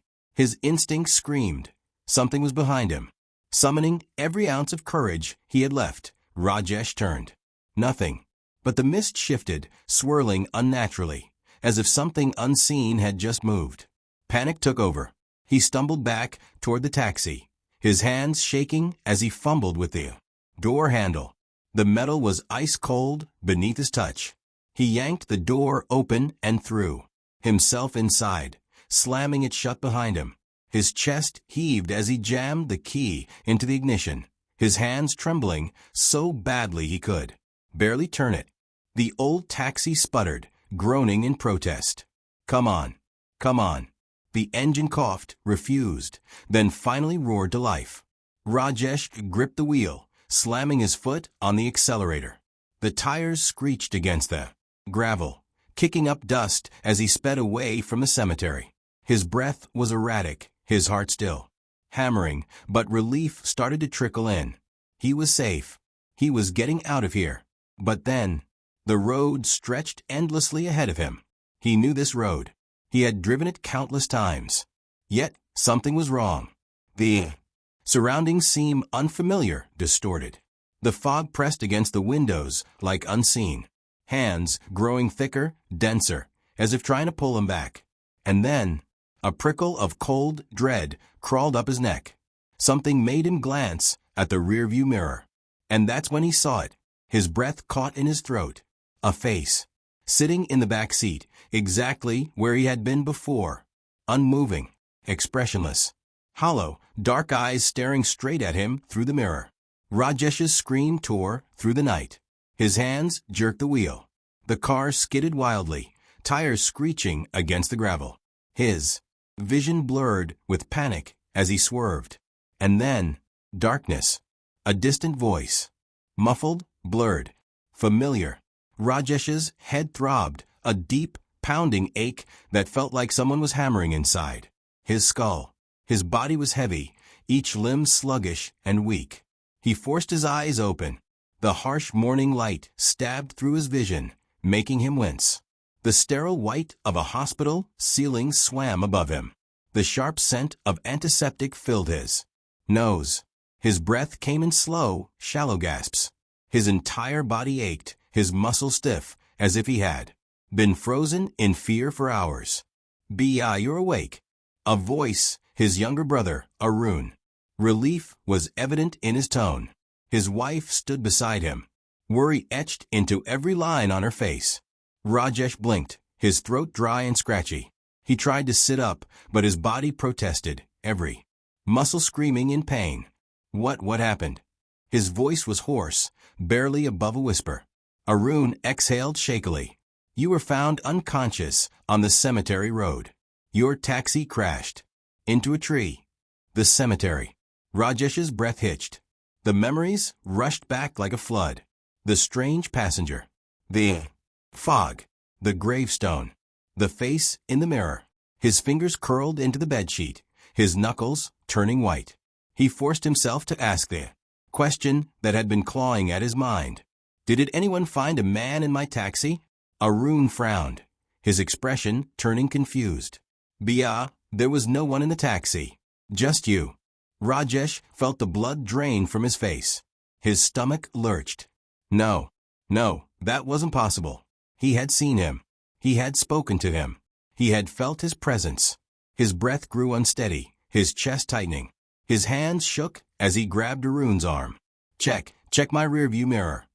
Arun gave him a puzzled look, but nodded. "Okay, I'll ask someone to check." Minutes passed in tense silence. The room felt colder, suffocating. A strange heaviness settled in Rajesh's chest. Then, the nurse entered, holding something in her hands. A shattered piece of glass. The rear-view mirror. Rajesh's breath caught. Something was carved into the surface. Deep. Jagged. "See you again." A chill ran down his spine. His fingers went numb. And then, for just a second, he saw the reflection. The hollow, dark eyes staring back at him. Unblinking. Waiting. And then, the reflection smiled. No one in the neighborhood ever talked about the house at the end of Blackwood Street. It had been empty for nearly 3 decades, its windows covered in dust, the paint peeling off its once white walls, and the front yard overgrown with wild grass. Some claimed they had seen shadows moving inside at night. Others swore they had heard whispers when they walked past it. But no one dared to go near it. That was until the Carter family moved in. Daniel and Sarah Carter had been looking for a house within their budget, and when they stumbled upon the listing for the Blackwood Street property, they couldn't believe their luck. A large Victorian house with a spacious yard, offered at a price much lower than anything else in the city. It seemed like a dream come true. The real estate agent hesitated when they inquired about it, mumbling something about the house being difficult to sell, but when they insisted, he finally agreed to a showing. The moment they stepped inside, Sarah felt an odd chill run down her spine. The air was heavy, carrying a strange dampness that shouldn't have been there in a house that had been locked up for years. Dust floated in the dim light, seeping through the old curtains, and the wooden floor creaked under their footsteps. But none of that mattered to Daniel. He was too focused on the potential. "A little cleaning, a fresh coat of paint, and this place will be perfect," he had said, squeezing Sarah's hand. Their 8-year-old son, Michael, wasn't as thrilled. He clung to Sarah's side, his wide eyes scanning the dark corners of the house. "Mom, I don't like it here," he whispered. "It smells bad." Sarah knelt beside him, brushing his dark curls away from his forehead. "It's just an old house, sweetheart. Once we clean it up, it will feel like home." Michael didn't argue, but he kept glancing over his shoulder, as if expecting something or someone to appear. They moved in the following week. The first few days were spent dusting, scrubbing, and unpacking. Daniel worked late shifts at his new job, leaving Sarah alone with Michael most evenings. That was when the strange things began happening. At first, it was subtle. The kitchen faucet would start dripping even though Sarah was sure she had turned it off. The lights flickered, but she dismissed it as faulty wiring. Michael complained that he heard footsteps in the hallway at night, but Daniel assured him it was just the old pipes settling. Then, one night, Sarah woke up to the sound of whispering. It was faint, almost like the wind blowing through the trees, but the words were unmistakable. Soft, hushed voices, overlapping, murmuring in a language she didn't understand. She sat up, her heart pounding. Daniel was sound asleep beside her. She held her breath and listened. The whispers grew louder. Sarah turned toward the bedroom door. It was slightly open, revealing the dark hallway beyond. For a moment, she thought she saw movement, a shadow shifting against the dim light of the night. But when she blinked, it was gone. Shaking off the unease, she lay back down, telling herself it was just her imagination. The next morning, Michael refused to come out of his room. When Sarah finally coaxed him downstairs for breakfast, he wouldn't eat. His small fingers clutched the edge of the table, his face pale. "What's wrong, baby?" Sarah asked, kneeling beside him. He hesitated before whispering, "There's a lady in my room." Sarah felt a chill creep up her spine. "What do you mean?" Michael glanced toward the staircase, as if making sure no one was listening. "She stands in the corner at night. She has no eyes." Sarah swallowed hard. "Michael, that's just a bad dream. There's no lady." Michael shook his head. "She whispers to me." Sarah forced a smile, trying to keep her voice steady. "What does she say?" Michael hesitated, then murmured, "She says she wants to come inside." Sarah's stomach twisted. That night, she stayed up late, sitting in the hallway outside Michael's room. Hours passed and nothing happened. Just as she was about to head to bed, a cold gust of air rushed past her. The hallway light flickered. Sarah's breath hitched as she turned toward Michael's door. It was open. Her heart pounded as she stepped inside. The room was empty except for Michael, fast asleep in his bed. But something felt wrong. The air was thick, suffocating. And then she saw it. In the corner, where the shadows were darkest, a shape was standing. Tall, motionless, watching. Sarah gasped, stumbling backward, her hand flying to the light switch. The moment the light flickered on, the figure was gone. The room was empty. She barely slept that night. The next day, she called Daniel at work, her voice trembling as she explained what had happened. He tried to calm her, suggesting it was just stress. But she could hear the doubt in his voice. Then, the nightmares began. Sarah dreamt of a woman in a tattered black dress, standing at the foot of her bed, whispering in a language she didn't understand. She would wake up drenched in sweat, her body frozen, unable to move for several minutes. Michael's behavior worsened. He refused to sleep in his room, begging to stay in Sarah and Daniel's bed. One night, as Sarah tucked him in, he suddenly grabbed her hand, his eyes wide with fear. "She's angry, Mom," he whispered. "She says we need to leave." That was the final straw. Sarah spent the entire night researching the house's history. What she found made her blood run cold. 30 years ago, a woman named Margaret Holloway had lived there. A widow, she had become reclusive after losing her husband and child in a fire. Neighbors claimed she had started speaking to someone who wasn't there, muttering in the dead of night. One evening, she was found hanging from the attic beams. Her last words, scribbled on the wall in her own blood, read, "She is in the shadows. She will not let me leave." Sarah slammed her laptop shut, bile rising in her throat. That night, she told Daniel everything. He finally agreed. They needed to leave. They packed their bags, planning to stay at a hotel until they found a new place. But the house wouldn't let them go so easily. As Sarah gathered their things, a sudden, violent banging echoed through the house. The lights flickered wildly. A cold wind howled through the hallways, though every window was shut. And then Michael screamed. Sarah and Daniel ran to his room. The sight that met them was one they would never forget. Michael stood in the middle of his room, staring at the wall. The words "don't leave" were scratched into the plaster, deep and jagged, as if carved by invisible claws. And then, the whispering began again. Louder this time. More urgent. Sarah grabbed Michael. Daniel yanked open the front door, and they ran. They never went back. A week later, the house was found abandoned again. The words on Michael's wall had vanished. But some nights, when the wind is still, neighbors say they can still hear whispering coming from inside. And sometimes, if you look closely, you can see a figure standing by the window, watching, waiting, for someone new to move in. The Carters never spoke of what happened that night. They checked into a motel on the outskirts of town, too shaken to think clearly. Michael refused to sleep alone, clinging to Sarah every time she tried to move away. Even Daniel, always the rational one, lay awake, staring at the ceiling, his face pale in the dim light of the bedside lamp. The next morning, Sarah called the real estate agent. She didn't bother with excuses. "We're leaving the house. Sell it, burn it, I don't care. We're not going back." The agent sighed on the other end of the line. "You're not the first ones to say that." Sarah gripped the phone tighter. "Then why the hell do you keep selling it?" There was a long silence. Then, in a voice barely above a whisper, he said, "Because it always finds new owners." Sarah's stomach twisted.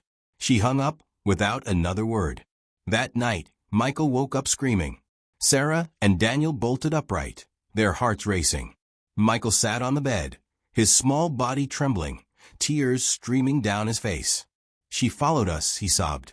"She's outside." Daniel rushed to the window. At first, there was nothing, just the empty parking lot, lit by a flickering street lamp. But then, a movement, a figure barely visible in the darkness. A woman in a tattered black dress. She stood motionless, her face obscured by shadows. Then, slowly, her head tilted upward, as if sensing Daniel's gaze. The light flickered again, and she was gone.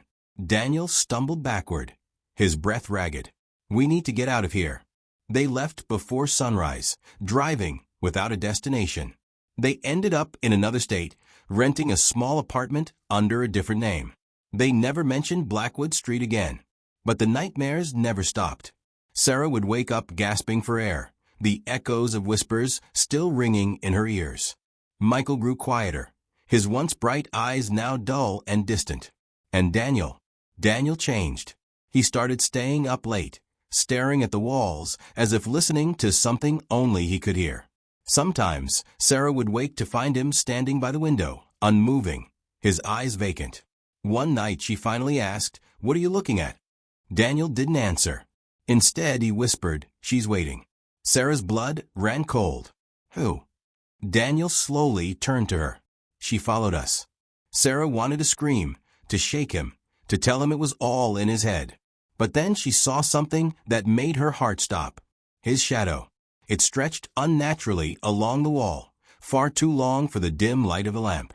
And beside his shadow, another, thin, still, watching. Sarah grabbed Michael and ran. They left Daniel behind that night. She never saw him again. Years later, when she finally gathered the courage to look him up, she found an article. A man had been found in an abandoned house, sitting in a chair, staring at the wall. Mouth open, eyes hollow, dead. The neighbors claimed they still heard whispers coming from inside. And sometimes, if you looked closely at the window, you could see two figures standing there, waiting for someone new. But Sarah's nightmare wasn't over. 3 nights after reading the article, she woke up to a soft rustling sound in her bedroom. Michael was asleep beside her, his tiny hands curled into fists. Her breath hitched. The rustling grew louder. The closet door creaked open. And in the darkness, just beyond the threshold, a pair of hollow eyes stared back. The last thing Sarah heard before the world went black was a whisper. "You shouldn't have left him." The end.